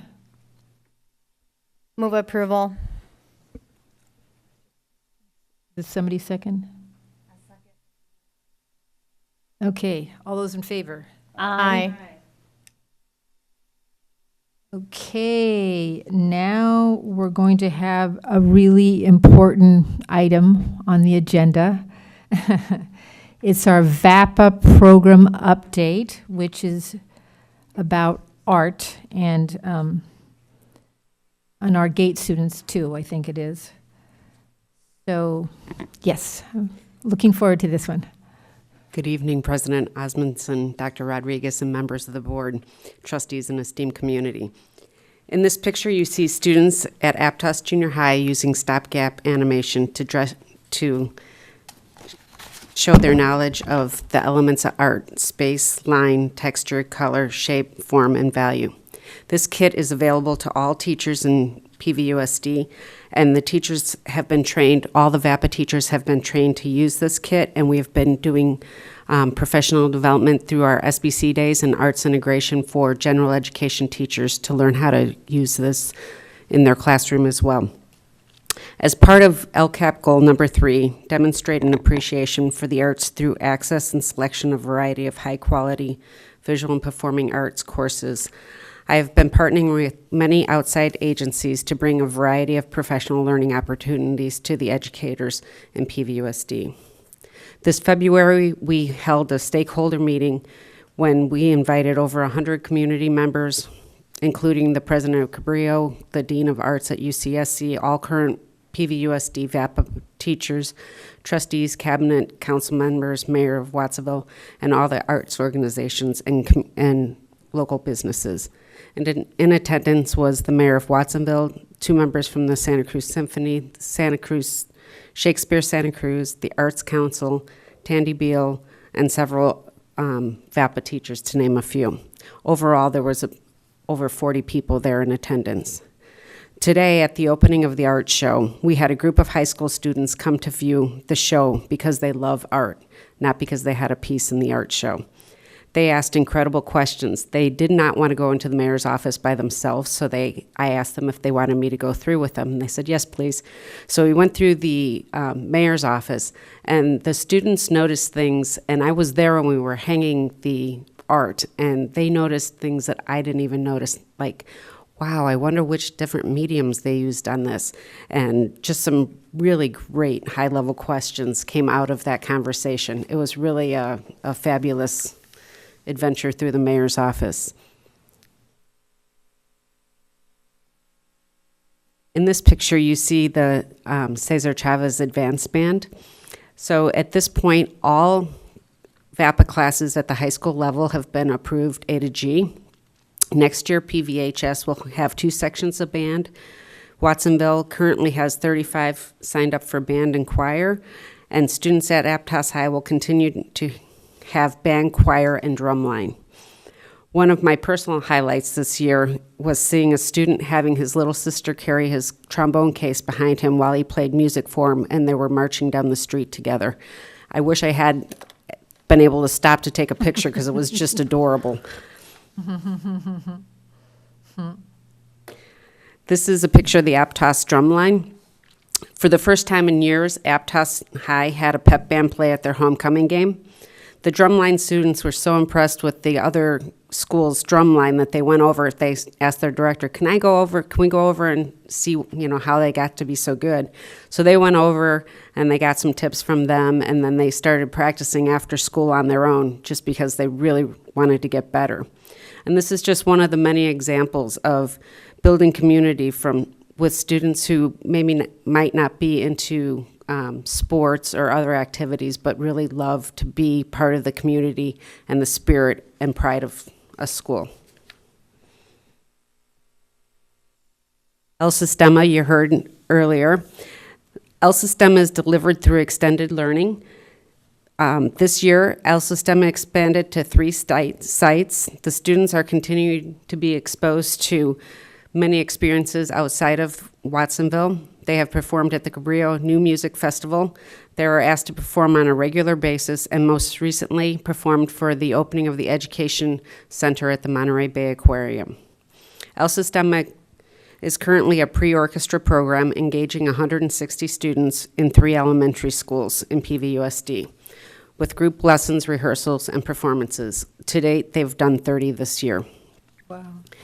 Based on our assessment, El Sistema is not only growing the next generation of musicians, but also boosting academic achievement through a 10% average based on the 2018-19 NWA MAP assessments, evaluating yearly growth of El Sistema students in English and language arts compared to the growth of the students not in El Sistema. Of significance is the 5th grade El Sistema students at Radcliffe. They outpaced their non-El Sistema peers by 16% in math and 30% in reading this year. Wow. This year we also started to measure the socio-emotional impact of the program in a partnership with Stanford's University Social Psychological Answers to Real World Questions Lab. Who delivered a survey tool designed for Sistema programs, including Youth Orchestra Los Angeles. From the pre-questionnaire where students were asked which words describe their El Sistema experience best, safe and happy were the 2 words chosen most. 58 said they felt safe, and 66% said they were happy. The Youth Cinema Project is a program where students are exposed to rich writing techniques, speaking opportunities, technology, and a variety of other creative outlets. The students start by writing a narrative. This narrative goes through a variety of iterations prior to being turned into a storyboard and then a screenplay. It is then pitched to their other students in their class, and they vote on 4 to 6 screenplays that they want to turn into films. Each student is given an active role in the filming of a movie, and they are responsible for that role to be carried out. This year, YCP partnered with the Teaching Center at Stanford to collect data on social and emotional well-being of the students participating in the program.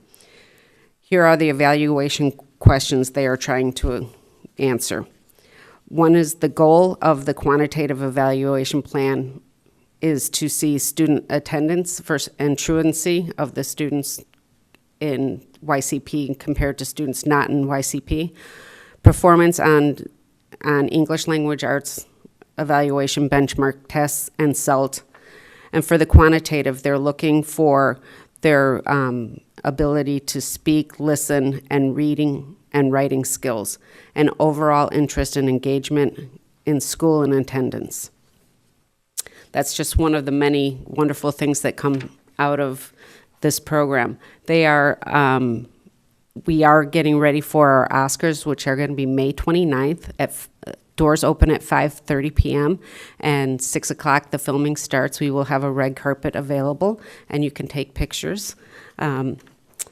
It's a great event. We have popcorn, and it's really just a lovely event. Okay, that sounds great.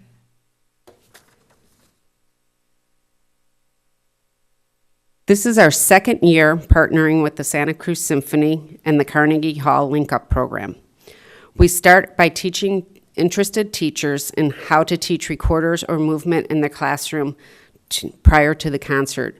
They all receive curriculum from the Carnegie Foundation to teach this to the students prior to going to the concert. So they start anywhere between end of September and beginning of October. So all students have a level of exposure to music that they are going to hear, the rhythms, and the composers. The students are taught to play the recorders so that they can accompany the symphony during select pieces. Nothing like an auditorium full of recorders. Yeah, this not only brings music to the grades that have traditionally not had exposure to music, but also makes the concert experience more engaging. And as you can see, the students, everybody wanted to go speak with Danny Stewart afterwards because they were all so impressed by the concert. They also have performers come in and perform for the classes prior to the concert. So it's a longitudinal program that we're doing with them. The Arts Now movement started out of Santa Cruz Alliance for Arts Education. It is an offshoot of the Alliance and brings Pajaro Valley the partnership and notoriety it deserves. The Ignite event on April 13th showcased PVUSD VAPA students to about 180 community members, educators, and administrators. Students shared their personal success stories and love of their medium.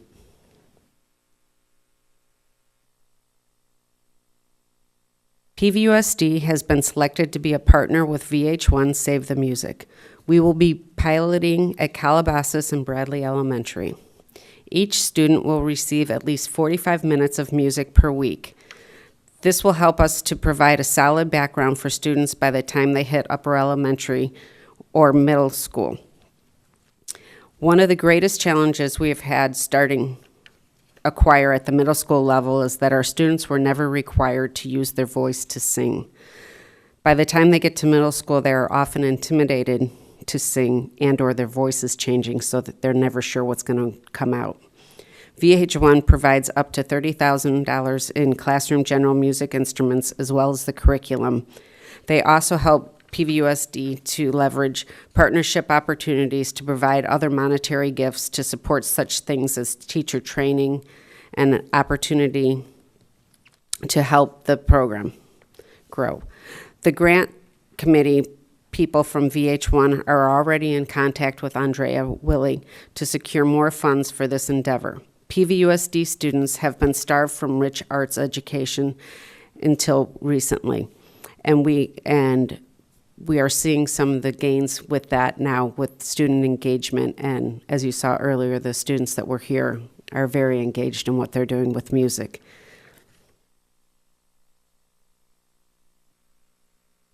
So we had the stakeholder meeting back in February, and this is part of what came out of that.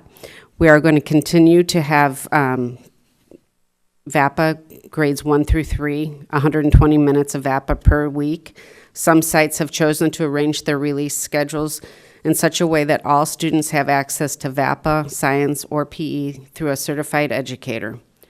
Rolling out VH1 Save the Music program to begin next year until we get to all 16 elementary schools in general music in place. Bradley and Calabasas will start this year. Middle schools will continue with instrumental, vocal, and visual arts. And as demand increases, we'll increase access to all VAPA classes at the high school level and continue to get them A to G approved. I leave you with one thought, with the thought that we can, in fact, change people's lives through an individual student's quote. This is a quote from Luke Zamora that he gave us at the State of the District. Life is like a piano. The white keys represent happiness and the black keys show sadness. As we go through life, we realize that the black keys also make music. My name is Luke Zamora, and band or just music in general have changed my life positively. Band makes me think it can change people, and just being you can change the world too. Music can really do something to you. Sometimes music is the only thing that you can take your mind off stressful things. Music is a way of life. It's a worldwide language that we can all share and enjoy. Because when words fail, music speaks. And the best part is, music comes in so many genres that it's practically impossible not to enjoy it. Thank you. That was so nice. That was nice. Thank you so much. Thank you. It's wonderful. This is a wonderful part of our agenda. So is there any public speakers? Is there any discussion from the board on this wonderful? Go ahead, Jennifer Holm. I just want to thank you and everybody else, who is involved in, really supporting the VAPA programs. This makes a tremendous difference to our students. My children are, beneficiaries of that, especially my youngest. And just thank you. Thank you. Anybody else? Jennifer Holm. Shocker. Hey, I've got to see some of the students in the VAPA program at work this past week, and they love what they're doing. They love their teacher. They love their art projects, and it was wonderful talking to them. I got to witness one of the art classes, and they were talking to me about the mediums they used and their favorite aspects of art. And one of the classes was actually working on a pop-up Mother's Day card, which I thought was really cute, too. Great. Thank you. I just wanted to ask you a little bit more about did you say it was called VHI? VH1. Oh, VH1. So how did it come here? I mean, how is it going to, I'm hoping it's going to work. Well, we'll continue till all 16 elementary sites have general music in place. But so explain to me a little bit more about the VH1, I guess is one. Sure. So VH1, back in the 80s was a music video, and now it's called VH1 Save the Music Foundation. So it's a large organization that still has tentacles that go into the music video world, but they have a lot of influence over music education and bringing music education in. So what the goal of this grant is to get 45 minutes of music for each child, grades K through 5 or 6, depending on the site. And so they provide the music and the instruments and the curriculum for that. The VH1 provides it. Correct. And so in order to get them to be in all of our schools, then we need to obviously have enough grant funds through them to be able to do it, or? Right, so they have a rollout plan, and so we are going to provide the FTE, so that will be part of PVUSD's commitment, but then VH1 provides the other part of that. So similar to some of the other things that have been happening, what we're finding is people are hearing about the good work that we're doing. So something that Sue, I probably doesn't want to pat herself on the back on, but so part of it is they are finding out about the good work that we're doing, and through that, then they are coming and tapping on us and saying, would you like to apply? So these are not grants that are like state grants or federal grants where they post and then you try for them. But rather what they do is they search out, and we have multiple other, whether it's the LaGrassi Foundation that's looking at the cooking kitchen idea with us, or the Health Trust that just gave us the Health Alliance grant. They're finding out what we're doing, and then they're coming to us. And then what we have to do, and it was a lengthy process just to get to this point, is it was multiple interviews mostly between Andrea, Sue, and then Cabinet, and several with me, where they came and wanted to hear from us, hear the vision of what we're doing. Part of what we do have to do, which is why the LCAP has been instrumental, is we have to show that we basically have skin in the game, right? That we are willing to contribute and continue to support.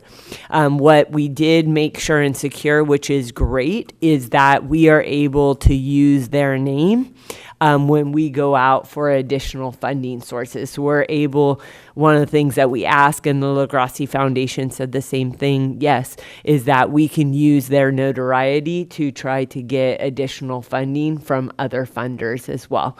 Because this will be eventually a very expensive endeavor for us, because it would mean quite a few additional music teachers that have to be in our elementary schools. But I know that Trustee DeSerpa for almost 3 years now. And then Trustee Holm, as soon as she got on the board, talked to me about having music in every elementary school. And so this is our pathway to get there. Okay, so I just want to say, so they actually, VH1 actually found us, you might say. They heard the efforts that we're doing in terms of music and Cesar Chavez, well, I don't know, Sistema, all the other stuff that we're doing out there. And they said, oh, we want to go check them out and find out more about them and see what way we can help them. Wow, that's pretty cool. Isn't it? Yes, and it also helps to have people are talking. We are the buzz, which is great. Yeah, absolutely. Thanks for all you do too. Thank you. I share. I have a comment, if I may. Go ahead. Yeah. So I'm a strong believer that arts education is fundamental to providing a well-rounded, comprehensive education to students. So I'm very proud of the current and past board for investing resources in ensuring that we have VAPA programs in our schools. I want to thank you, Susan, and everyone involved who have been involved in the process of successfully implementing VAPA in our schools, and obviously the expansion of those programs. There's a meeting that Jennifer Holm and I and a city council member will be having. Is it on Friday, I believe? Oh, I want to say it's Friday, regarding the possibility of having VAPA at the plaza. So just this big event where we just showcase the work of our students and music and the programs that we offer. So we probably will be talking to you and Michelle in the near future regarding that. But I think it's an exciting opportunity for us to just show the success that our students are having and how much fun they're having doing it. So thank you so much for your work. Thank you. Okay, 11.2. No. Oh, you want to comment? Sue Gralty, I'm so sorry. I didn't get to say my thing yet. So let's get down to the nitty-gritty. Okay. At PV High School, we do have band and choir? Yes. And that's across all grades? Yes. Okay, and that's now A through G? Correct. Great. Watsonville, band and choir? Yes. Aptos, band, choir, and drumline? Correct. Okay, tell me about the junior highs. Middle schools. Middle schools. Middle schools have they have art, visual art. Well, as do the high schools. Right. Visual art, band, and choir. So there's band in the 6th, 7th, and 8th grades? It depends on the site. There's a couple sites that that it doesn't start till 7th grade, but okay. But in every middle school now we have band. That's yes. Great. Yeah. That's what I thought. Wonderful. And then, so when we talk about getting music grants from VH1, et cetera, are we looking at starting band in the elementary then, in 5th and 6th? That's been my thing, because you can't have high school band programs without starting instrumental music in elementary schools, and I know it's very expensive. So, but is that like a long-range goal, or is that my dream? Is that our dream? Yeah, that is our dream. That is my dream. Maybe, if we get enough money. That is my vision. Yeah. Yeah, I believe if we start with the general music, it will, how I see this coming back would be starting with the general music, because students, when you're starting off, it's like asking them to read a novel if they don't know how to read a book, So they need to learn to read music and be able to do the rhythms and all of that.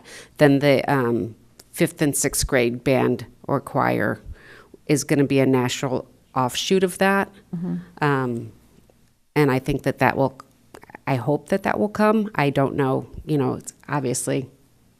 I mean, could we start LC Stema in even more schools than just the 3 we have them in? Because that's elementary, obviously. Yes, yes, but El Sistema is after school. Yeah. And they're not certified. I mean, they're great teachers, but they're not certified. So we couldn't have them in during the school day.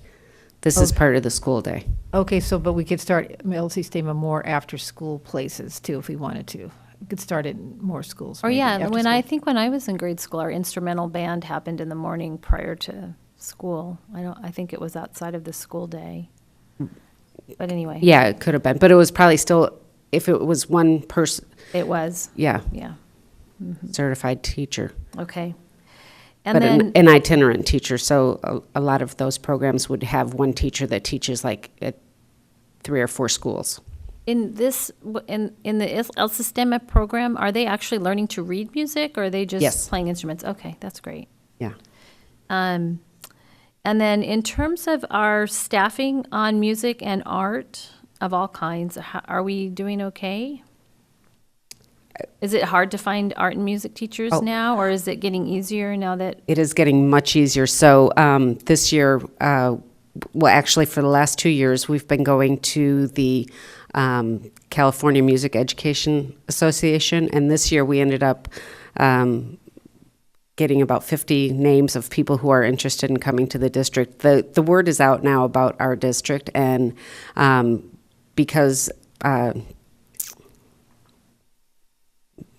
I'm sorry, I'm having trouble with Chona paid for the booth. I'm sorry, I can't remember your last name right now. I'm having a senior moment here. Anyway, they paid for a booth for us to have a booth in the exhibit hall, so we were able to bring the middle school music teachers with us. So it was wonderful because we all took turns at the booth, and then they went to sessions. And during that time, the first time, I started off with the spiel why they should about, PVUSD and everything. And after that, you should have heard, if I could have recorded the band and choir directors talking about how great it was to teach here. It was the best commercial we could have ever had. That's great, yeah. Yeah, so we have a lot of interest. That's great. So I had the pleasure of attending the high school art show at the Art League in Santa Cruz over this last weekend. And I'm just, again, always blown away with the talent of the kids in our district. And congratulations. Yeah, thank you. So anyway, so I just want to say to all the art teachers who are out there teaching, I know sometimes it's hard, and sometimes I even still hear that they don't have all the materials that they need. Are we keeping a good finger on the pulse of those material needs for those classrooms now? Yes, and I send out needs surveys a couple times a year just to kind of get an idea of what the teachers need in order to be successful in the classroom. That's great. And we talk regularly. So okay, well, good job. Thank you very much for leading. Thank you. The initiative. Yeah, it's been fun. Any other questions? And by the way, it's Miss Aguirre who brought, she was talking about PVUSD and the arts at a conference and started the Save the Music because they heard about all the good things we're doing. Okay,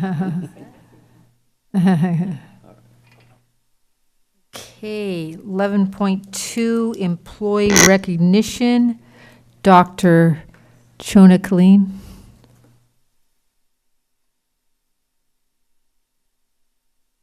Thank you, President Osmondson, Board Trustees, Dr. Rodriguez. I am calling upon our awesome HR directors, Allison Izawa and Pam Shanks, to share the honors of presenting this report. All right. Good evening. So recognizing and honoring employees of the district is one of the Board of Trustees' fundamental goals. Longevity sets standards for service, encourages a sustained commitment to the students of the district, and inspires others to make the same commitment a central part of their careers. Employees who have worked for a remarkable number of years are to be commended for their service. The Board of Trustees values the longstanding service and many contributions that employees have provided over the course of the years. We will be recognizing employees who have reached a milestone in their time with the district. This year, we will be honoring those who have served 10, 15, 20, 25, 30, 35, and 40 years with the district. To honor our employees for their years of service, pins and certificates will be distributed the week of May 20th, so they can be honored by the staff they work with each day. The week of May 20th? We will hold a special recognition for those who have served our district for 40 years during the retirement celebration on May 22nd, 2019, and the HR team is working on getting the invitations out now. The district congratulates all of the honorees for this well-deserved recognition. She's trying to sneak in. I was just going to say, Eva should have passed out the invitations to you personally for the retirement celebration. They're coming. It also will be honoring one classified and one certificated employee for 40 years with the district. And it is at 4:30 on May 22nd in the boardroom. And so maybe you can come there first and then go to CSEA's classified week celebration at the HR conference room, which is just around the corner. And have some cake. Have some cake. Get the cake. Thank you.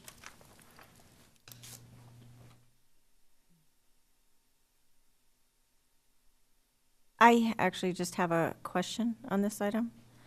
Shona, when you're speaking that it's recognizing all employees, is that all encompassing of faculty, staff, and admin? Okay, thank you for the clarification.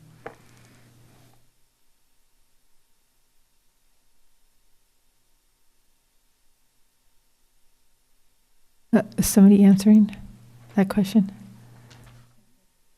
Huh? Oh, they answered. Okay. I know. Okay, Michael, 11.3 State Seal of Biliteracy. Director of Michael Berman, Director of Federal and State Programs. All right, we get to keep the celebrations going. Exactly. Good evening, President Osmundson, members of the board, Dr. Rodriguez. Tonight I get the privilege of presenting to you regarding this year's Seal of Biliteracy celebration. This last Monday, we held our annual celebration, and for the second time, we included the Language Ambassador Program, which is a county-sponsored event in partnership with our schools that honors and supports classrooms in our elementary schools to become multilingual and build multilingual skills with many different languages. Just to put a little context, back in 2011, the state passed the State Seal of Biliteracy policy, and then in 2012, in January, enacted it. We were one of the first adopters in the state, and in 2012, we had 45 recipients of the State Seal of Biliteracy. Last year, or 2017, but last year it pretty much came in effect, Global 2030 was initiated, and the goal there is that half of California graduates, high school graduates, will be multilingual upon graduation in the year 2030. One thing to note is that those are first graders right now. So it was really cool to see these kindergartners, first graders, and elementary school students watching the students on stage receiving their seal medals. It was a packed house, as you can see. And There I am. There it is. The students in the middle, in the audience there, those are a lot of the elementary schools, and further back you have the high school students, and we even had parents and audience members up on the up in the rafters. And what the seal is it's there's a certificate, there's an actual seal on their graduation diploma, and they get to wear their medals at graduation. So we're trying to hype it up because there's a lot of criteria, rigorous criteria in order to earn it, and we had 125 students earn it this year. Speaking of the criteria, they have to complete English language arts requirements for graduation, meet standards in state assessments for language arts, demonstrate proficiency in one or more languages other than English, and they do that in a variety of ways, like AP exams, SAT 2 language, or 4 years of world languages in school or Cabrillo.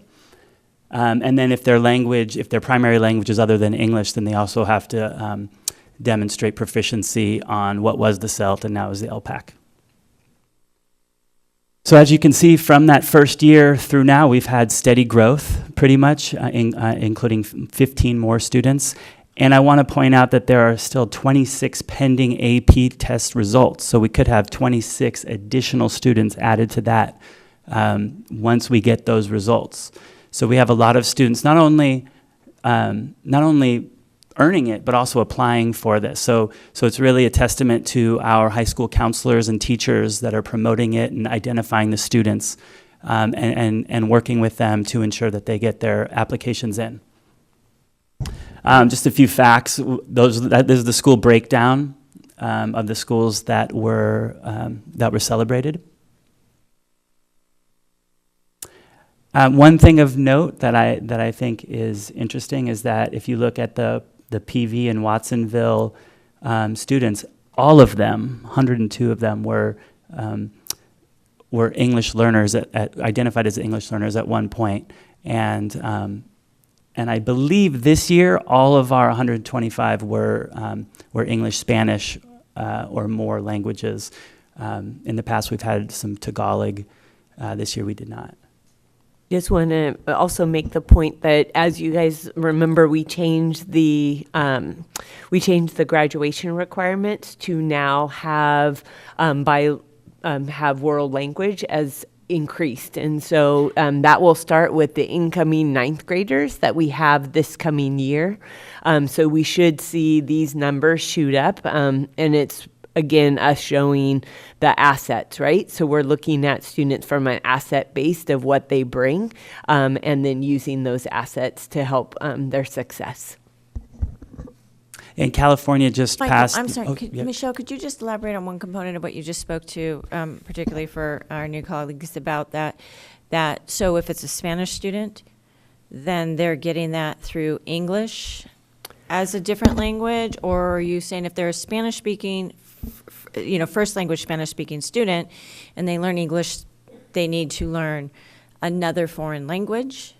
No, they can. That's the asset portion. So when they come to school, they automatically already speak Spanish, and so they normally acquire that English, at least dialogue English. They require that in elementary school generally. Sometimes academic English, they don't reclassify until later on, but it has to be language other than English, so they call it lote. But so it has to be Spanish, French, whatever language. It can't be in English. So the seal of biliteracy is assuming that English is the target language and that they are bilingual and demonstratively bilingual, biliterate in a second language.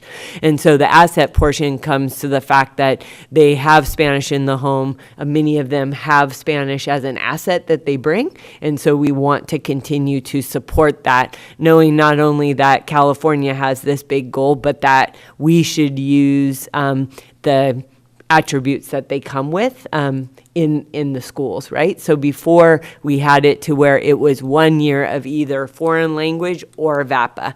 And so that's what we changed. And so we made it to where, because both we believe are important, right? So we changed it to where there was less electives and there's now more required world language, and there's now a VAPA requirement as well, and a CTE requirement. But let's digress. And also for students whose primary language is Spanish, when they get to high school, they can test out of not needing to do 4 years of language. They can bypass that to do Spanish for Spanish speakers or AP, and that counts as the criteria as well.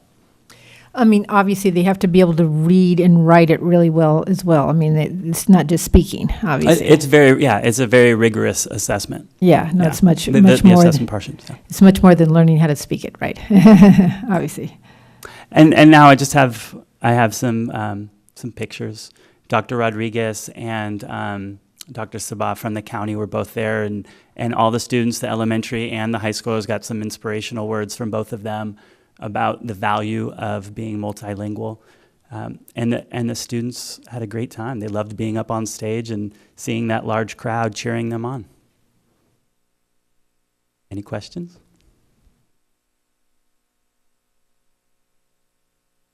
In the past, we've always had this, I think, preceding a board meeting, or I have not known it to be at night in the Because past. there's so many. So can you tell me about the decision to hold this at night? Because I had a conflicting board meeting and couldn't make this event. And I really like it, and I liked having it preceding a board meeting, or I believe last year was the first year they did it the Mellow in a similar fashion and combined it with the language ambassador program. Yeah, because there's more people now. So my first year here, we did do it out in the garden or grass area in front of that. I think the reason why we decided to do it the Mellow starting last year is we wanted the younger children that are called the language ambassadors, we wanted them to see the fruition of what could happen as they grow older. So we had, and also when we tried to do the language ambassadors in our boardroom, it was too packed. Parents could not be in there. I mean, we literally, and people that were there know, on Monday night, we had no seating down below, and we had probably half of the up top How many people were there? done. And so, yeah, I think it's also just a space so that parents and family can be there. And it definitely was a feeling of celebration, but I think it was not split starting last year in an effort to show, because there's kindergarten or first graders that are there, and then they go all the way up to show, oh, this is what can happen. And then they see the fruition of these seniors crossing over and getting their medal. And so I think it was due to that. We can definitely, talk about dates and all of that, but I think it was so that we could move it all together. See how many people are in the audience? I would like to maybe propose a recommendation, and this is it kind of references a recommendation we've made in the past regarding student performances, student recognitions, and whatnot. These type of events, because these board meetings are intended to conduct the business of the district, and they are business meetings. So we do have 5 months out of the year where we have a single board meeting, atypically. So maybe what we could do is reconcile a lot of these events, including student recognitions, including student performances, including something as significant as this, and dub it a special board meeting, and hold it at that. And that's that event, right? And maybe keep it conducive to being on the Wednesday nights, and so that maybe that could work. I mean, I think going forward, that is, as we're going, because we've talked about this in the past, we don't make changes to things like this typically within the middle of a school district, but middle of a school year, but we are ending a school year and we're coming into summer. So this is definitely the time for us to start dialoguing about these things and talking about it before we go, oh, it's August, oh, we can't change anything. So if we could get that on our tickler for our agenda over these next months, let's start talking about the student recognitions, the student performances, and such significant events like this that mean so much to some of us up here. And let's call them special board meetings and host them as that, and let's at least bring it as a report and discussion item and talk about it, or actually it's probably going to be more of an action item, So we did hear the board's request on that, and so we have made it to where the April meeting, which is the one where we have just one single one, we are going to do the student recognition for that one. I will say the challenge with doing it for this one is that we don't know who has qualified until closer to the end of the year, because they have to meet the state requisites. So it was kind of delineated out for you, but those things we don't know typically at a board meeting. So that's why you even see some still pending, because if we could, we would actually probably push it back even more. But the challenge is you really have to do it when students are here, because otherwise they may not show up.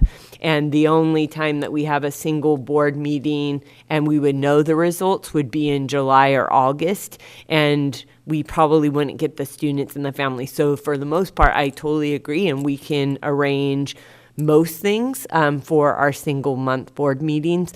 This would be a challenge to do this one just because of we have to know grades, we have to know certain things from them before we can say, yes, you got the seal of biliteracy, because it's a state, it's not just a PVUSD item, it's a state level recognition. And the sheer size of it, sorry. I'm sorry. Perhaps what we could do to address that, because I'm getting what you're saying, and it's sort of like, it's a similar thing to students when they graduate. You know, whether high school, college, a university, right? They go to a ceremony, and it's purely, their graduation is purely ceremonial. Until the degree's conferred, and all the boxes are checked and everything, all the I's are dotted, all the T's are crossed, they don't get their degree. So, you know, and part of what I do understand what you're saying with the state level, maybe at the end of May, like the last Wednesday of May or the first Wednesday of June, we could host a special board meeting for this particular event. Just, you know, something to think about, a thought. So you've got most of it, and I understand you're still going to have some that you're not going to have 100% the boxes checked, right? It's the same when we let students walk at graduation. You're not handing them their diploma at graduation, right? So just a thought, maybe if that works. I mean, it could be just and you could declare a special board meeting. It doesn't have to be a year in advance, correct? Yeah, so just thought. I just want to say that I think for this particular event, I wouldn't like to have it at our boardroom. I think, yeah, but I Well, think it's just like tonight. We can host board meetings at other places. Correct. Right. But yeah, I think I like actually the move to Mello Center, just because I think it's more meaningful. I feel it's more impactful.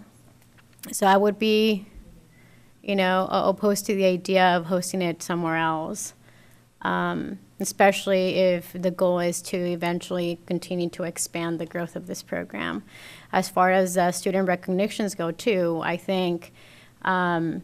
I mean, we talked about this, Michelle, and I think I was under the impression that we were moving forward with hosting it also at the Mello Center and making it an annual event for our students. And maybe just having those days ahead of time, way in advance, would be helpful for board members to plan ahead. But I definitely don't want to downscale the celebration of such an important program, or even just the Student of the Year celebration. And that is absolutely not what I intended. I think having it at the Mello Center, I mean, it seemed to prove to be well its worth already in this year. So I think going forward, you probably couldn't scale the venue down from that. And the team, we met really briefly right afterwards and said, we gotta nail down the date right now to make sure that we have everything in place. So maybe talking with you all, finding out the right date would be the next step. Right, and then I do have a question in regards to the actual presentation. So I like to see that there's a steady increase over the years of students who get the seal of literacy. What do you think has contributed to that increase? My first question. The second is what plan or strategy do we have in place to ensure the growth of the program? Being that it's my first year in this position, one thing that was really good, really educational for me was starting to meet with the counselors early on that are working with the students and starting the dialogue about what each does to advertise and recruit the students. And I feel like they have increased their understanding of and strategies to identify and recruit students and support them to meet the criteria. And we're continuing that, and it's part of the dialogue that we've been having. So I believe that the counselors have played a really key role in the continuation and the propagation of the seal. And is that the plan moving forward, or are there other strategies that you have thought about? That's one of them. Where we met after the application review process to debrief that, and then we planned a meeting for the beginning of next year to start right off the bat when identifying the data for the students, and then also talk about mapping it backwards to what's the conversation to have in freshman, sophomore, junior year. And then with the EL master plan coming out, we're hoping that and the implementation of that really looks at the end game of that 2030 and see what we can do to drastically increase those numbers. Great, thank you.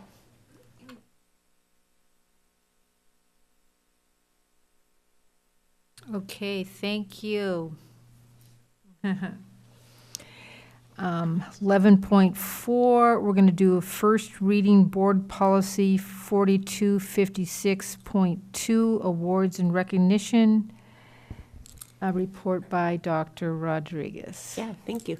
So we, as you know, because it consists of either board members or board appointees, we have the Pajaro Valley Education Foundation. Maria spoke to it briefly. And one thing that we decided to do this year as a first step of trying to do some positive work with the foundation is to do the Innovator of the Year Awards. So the Innovator of the Year Awards, each site and each department was asked to nominate one classified and one certificated person. We received those applications at the end of last week and a few at the beginning of this week. Yesterday, was it yesterday? Yes, it was. Seems like so long ago. Yesterday, we all met. Many of the board of directors met, and we selected 8 different district innovators of the year. And so what that is for each, there's one elementary, one middle, one high, and one department for classified, and so that's 4, and then 4 for certificated. The reason why what this is this is the first reading. The goal is it will be at the Mellow. As I mentioned, it's going to be on June 3rd at 6 o'clock, and that's a Monday. We'll be at the Mellow Center. What will happen is each one of those employees that was nominated by the site will be recognized through a trophy or an award. That will be a personalized award, and I want to give credit to Maria for helping to secure that at a reduced price. So each person will go across, receive that. Then that night, the plan, if it goes forward, the plan would be to provide a monetary award for the 8 people that were selected as District Innovator of the Year. Because it deals with wages and compensation, it was something that was required for us to work with PVFT and CSEA on. They know that this is a first read, but we have had initial conversations and will continue, if need be, to make any modifications to it. What this would allow, Ed Code says that a committee such as the PV Education Foundation can actually do monetary awards up to $200. This would allow us, and I specifically limited it just to this event at this time, would be, I did put it up to 10, and the reason why I put it up to 10 was because this is a board policy that hopefully will stand for years to come. And after this year, when we have reflection and evaluation of how it went, there is the possibility that we say, we have so many departments, we should have done X, or we should have done preschool too. I want there to be some leeway. So that's why it says up to 10.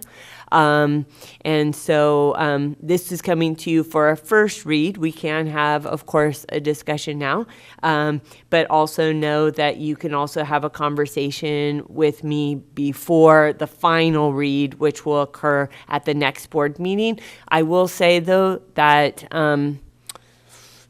we need to kind of know if it's not going to work, because we're making preparations for the June 3rd meeting. So it would be more challenging for us to have it denied on May 22nd because we would need to find an alternative to our 8 employees that we want to give the monetary award to, because we want to give something extra special to those 8 employees.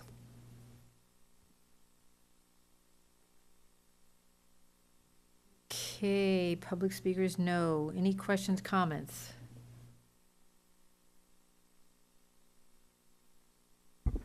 I just have a question. So you said it's 4 certificated and 4 classified, correct? What about our admin team? I mean, we have some great directors and principals, so they're excluded from this. I mean, I did hear you speak of a component of expanding it in the future, maybe inclusive of like pre-K. Is that part of what your thought process is for expansion? And that's why they're not included now? Or is that level off the table? No, nothing is ever not there. I think what we were trying to do is many school districts have a Teacher of the Year award, almost every one that I'm aware of. And we did not do that here. So, but also many of those are transitioning them to be more innovator or more aligned with their goals and visions. And so that's why we did Innovator of the Year versus the other. And most school districts do both classified and certificated. I think we were trying to start with that, kind of similar to what we had talked before about leading by example. So let's, the people that are closest to the children, that spend the most time with the children, not that when I was a principal, I didn't spend time with children, but let's honor them first, and then we can come on. I think the 10 would, again, it's all about reflection. The 10 would allow us to do something if we want, but I do think it's important first to do the certificated and the classified, and then if we later on choose to add in administration, we can, but I think the goal was to solidify more the people that have direct moment-to-moment support with the kids. And we did have someone named as the county administrator of the year. Yes, so Uli from Radcliffe was. Uli from Radcliffe. I mean, there is different things through AXA, Ivan Alcantara, but it's nominated from us, but the award doesn't emanate from us. Exactly. Yes. And I do want to emphasize that there's actually a total of 80 employees are being recognized. But out of those 88 are the district level who will be receiving the monetary award. If board approves. I'd like to say something if I could, Karen. So this type of innovation award is a way for us to sort of showcase the Pajaro Valley Education Foundation. The Education Foundation is a 501c3 that was formed so that we could, as a district and as a community, go after some extra monies that potentially we're not eligible for now. So sometimes you can get extra granting through a 501c3. So the Pajaro Valley Education Foundation, I'm probably not saying the mission exactly right, so maybe Maria, you could add.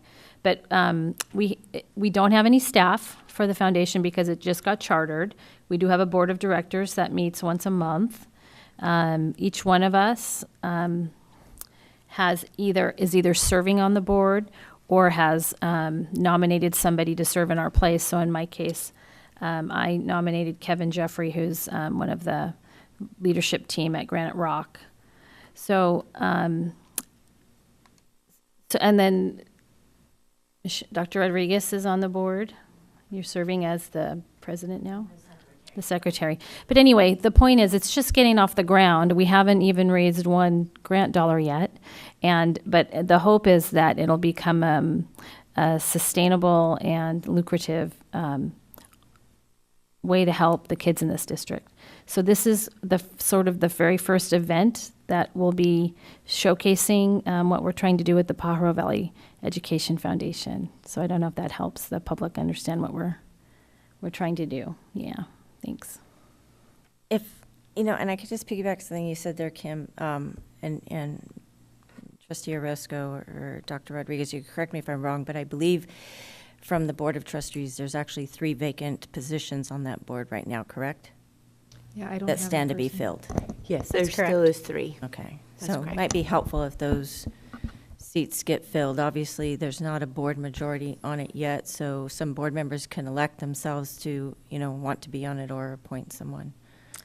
I think, in my case, I would have loved to have served on it because I do have a background in fund development I for remember your nonprofits. reasons not- But, yeah. but you have to remember that you really want to try to put people on this board that can have the connections to bring in the financial support. So I thought that. Or the community connections. Right. It's So- all integrated. Exactly. So if you as a board member haven't elected or nominated anybody in your proxy, I would think about people that are very well connected that could help us raise the money that we're going to need to help the kids in this district. Or maybe you could be that person.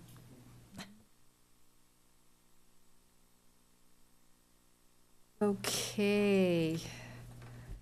So we've gotten all the questions and comments. So now we're just going to do the consent agenda, number 12. I'd like to defer item 12.6, and other than the deferment, if nobody else has anything else, I would like to approve the consent agenda. Make a motion to approve the consent agenda, excuse me. I'd also like to pull 12.9. I will accept that in my motion. So 12.6, 12.9 deferred. Anything else? Otherwise, the motion stands as that. Second. All those in Okay, so we're going to call for a vote, and then we're going to defer the items after that. Oh, no, we're not going to call for a vote yet. Yeah, we I'll can call for the vote. Yeah, we do a vote, okay. Okay, well, I'll call for a vote still, and then defer the items. Call for a vote, all those in favor? Aye. Okay, so 12.6. So in reviewing this contract for attorney legal services for this arbitrator for an administrative hearing, I read through it, and there were just some things to me that I found personally concerning and a bit ambiguous that sort of raised some red flags for me. More than really just being focused on one isolated legal contract, I'd like, we're coming at the time of ending a year and starting a new budget and having budget review and looking at things going forward. I'd really like to call into question for this board, our governing board, how long has it been since we've really looked at the legal services that the district contracts out for? When is the last time we went to a public bid process for those legal services? And what we're, currently paying. And I think this is a good time to go through this review and process. And so I'd like to see that brought forward. Definitely between now and before going into the next budget adoption at the end of June, to have that discussion and dialogue and to consider if we need to really be contract, putting those out to another public bid process. How long has that been? I know that in the 2+ years I've been here, it hasn't happen. So I think we really need to consider these contracts and how much we're paying in attorney fees. We are always talking about money from the classroom, and, that is literally, money from, the mouths of babies and children in the classroom. So I think all of us here would like to be able to see more of that put back into the classroom, and that part of that comes from the competitive bid process as well. So I really I want to bring this up for conversation. I do have, some concerns with this one in particular, but if, my colleagues can be agreeable, and the cabinet can bring that forward within the next few board meetings, before the end of June, for us to have some dialogue on, I'll be fine with moving forward on this tonight and approving it. but I'd like to, have that assurance that it will be brought forward to this body within the next few board meetings before the end of June to consider, to demonstrate, show us how much are we paying out for these services, when is the last time we went to public bid for them, and, what our options are to view and look at that. So in particular, this item deals with the closed session item, which came to us and then now is going to the Personnel Commission Right, as I the read hearing. that. I read that. So But there were this- just a few items that I read in this particular contract that I questioned, so it makes me kind of question the whole particular. And I know this is, not from, one particular, so this is telling me there's other multiple law firms that are representing district's interests, so I would like to see that brought before the board for a review. What we're actually paying out, when was the last time that those consulting services were put to a public bid process? Because again, I mean, that competitive bid process is in place for a reason, especially for public entities. So we need to really be evaluating that and looking at that and having a conversation about it. And like I said, now is the time. I mean, we're going into ending a fiscal year, beginning a new one, a new budget adoption. So, if we could have that conversation, this one raised a red flag for me. So that's where I stand with that. So if everybody else is good with having it brought forward for discussion. I totally agree. I brought that up one time. I remember reading a report saying that we're picking from a pool of bidders and contractors, and I asked, well, is it the same? Is it changing? Is it the same 6? Is it the different 6? And so it's just kind of concerning where we don't know what's going on with the bidding process. So Exactly. And the bottom line is that responsibility lies at the feet of us 7. I mean, that's, we're here to ensure that this is happening in a proper manner, that it is a competitive bid process. It's done on a regular basis, that we're not, and I mean, I don't know how long. I've just said, I've been here for over 2 years, and I haven't seen any of these come forward as public bid contracts in that time. So it's concerning. I would just like to see it brought forward for some discussion, all in any legal attorney services that we're working with, what we're paying them, when was the last time it was put to a public bid, and the purposes behind those contracts. I like to say we review superintendent contracts and different contracts every 2 years. This is something that we should be reviewing every 2 years and making sure that it is going out for a bid process and we're getting value for where we're spending our money. I completely agree with Trustee Acosta on this.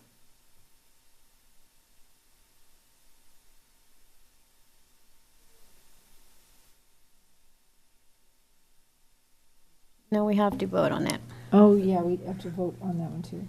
So I'll make the motion to clarify on it, that I'm making the motion to approve it with the contingency that this is brought forward within the next month and a half before the budget adoption at the end of June for this board's review about all legal services for this district and all those contracts, how much have been paid out within the past years, and when was the last time they were put to a public bid process. I'd like to second that if I can. All in favor? Aye. Aye. Opposed? Okay, now.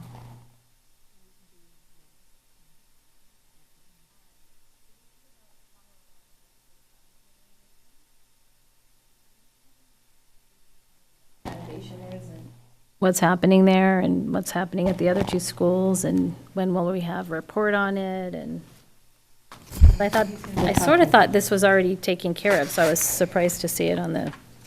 Yeah, the board gave us authorization to proceed, and this is just formalizing the winning bid and the low bid, and it has a couple components from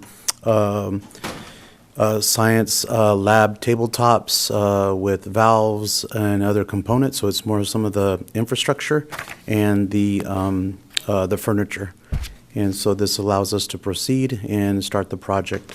Another component that is we're also looking at are 2 portables on the campus. That's another portion that the board gave us a green light to move forward with that. So you'll see that coming at another board meeting, but that's also a component of PV High School and the auditorium as well. So in terms of this science room renovation, so it's counters and furniture? Yes. And some valves is what you said. And infrastructure, so they could fully functioning lab.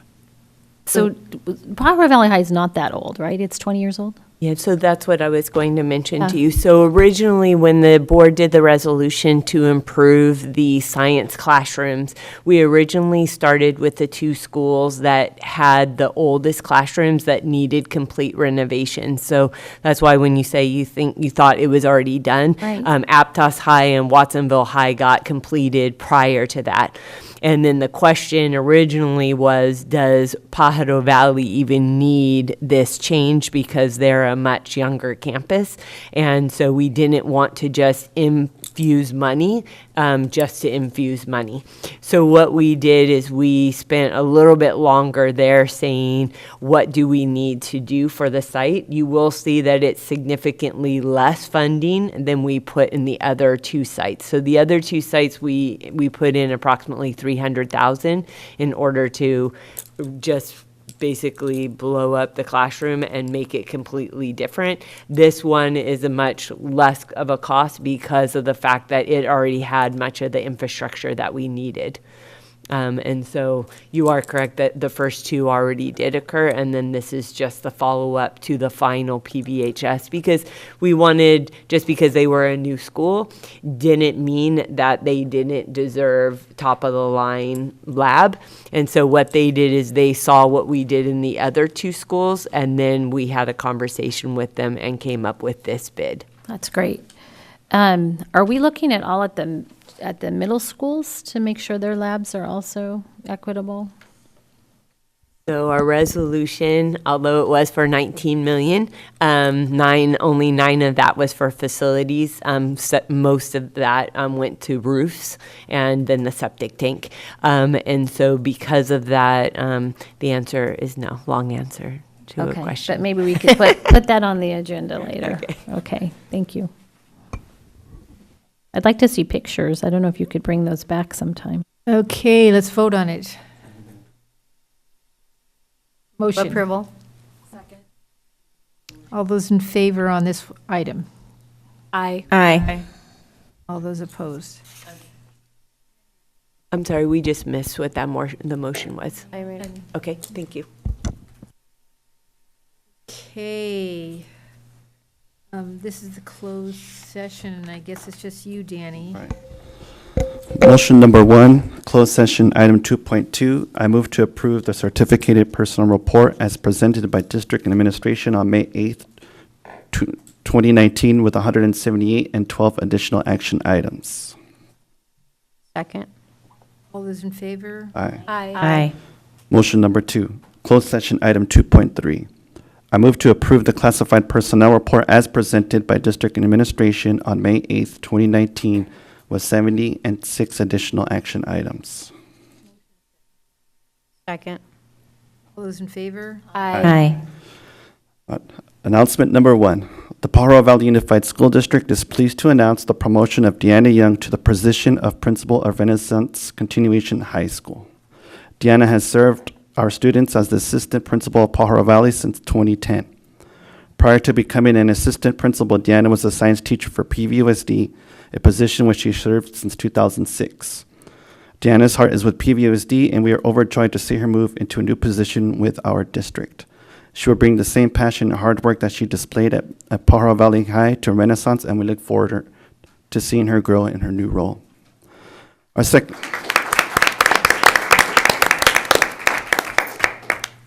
second announcement, the Pajaro Valley Unified School District is pleased to announce the hiring of Shelby Biddy as the new principal at McQuitty Elementary.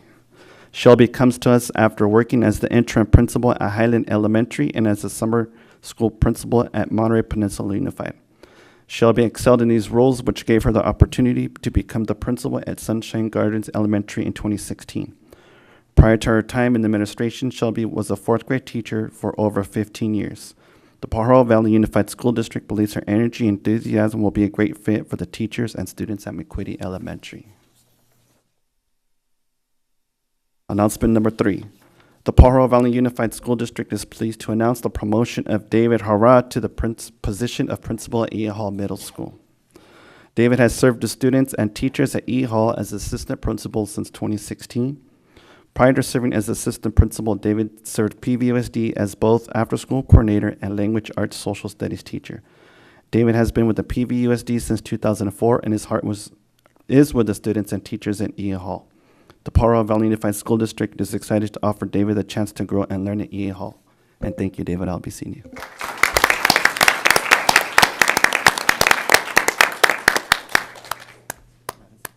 That's it. All right. Go Lumberjacks. Okay. Board meeting? Yeah, is there more people? I don't have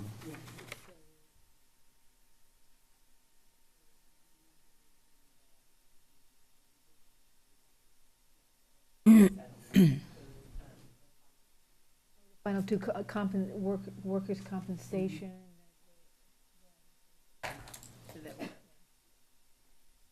Worker compensation and the one, the special education person. Do it. Yeah. And so it's going to be. I know it's on the one closed session, So yeah. it was.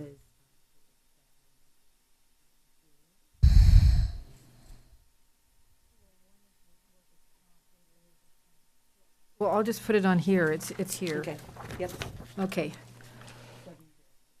Okay, so really quickly, we're just, really quickly, we ratified a workers' compensation claim 8106040001, and that one was voted on 601. Did we vote on it? We voted on it. So we vote on it.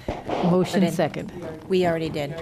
Okay, okay, and the final settlement, we also had a final settlement agreement and release for one special education student. 601. 601. And, okay, so that's it. The next meeting is on May 22nd.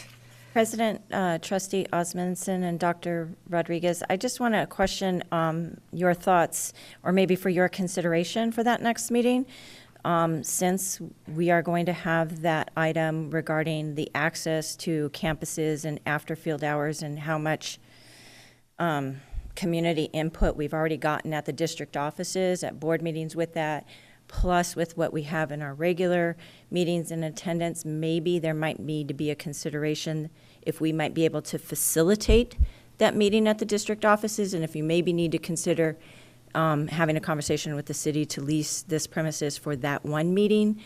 We just don't want to be in a particular situation that some of us remember going into and having to have a board meeting shut down because the room's too packed. So, just to be on the cautionary side, I mean, I'm just throwing the thought out. We did think about that. Unfortunately, this room is not available that night. We did try to do that. We actually tried to do it for that very reason. We can consider doing a different location, but it would have to be at one of our schools. Mello Center, is that an option? We could look either there or we've done it at Aptos High before as well. So if you could just, I was just, concerned about that being, and just wanted yeah, to bring it up. we were as well. We did check already. This location is not available, but we can look at either the Mello or right now the Mello is very busy. It's a very busy time for the Mello, but we can look at alternate location, of course. A cafeteria, I guess Watsonville High Cafeteria or something, whatever, I don't know. Yeah, I mean, we did it at Aptos High prior because of the seating, and it worked as well. But we will try for more centralized, so we will try for a Watsonville location. Yeah, I was just going to say, I don't think that's most appropriate because most of the outcry on this issue is coming from South County and specifically Watsonville area and Watsonville schools within the city limits. I think if you offered to do that in Aptos, we'd have a whole huge other outcry, and I would personally say it's completely inappropriate. No, we're going to try it in Watsonville. We're going to try it in Watsonville. So I was just pointing it out just as an observation. It might be an issue, so. Okay. EA Hall Cafeteria. There you go.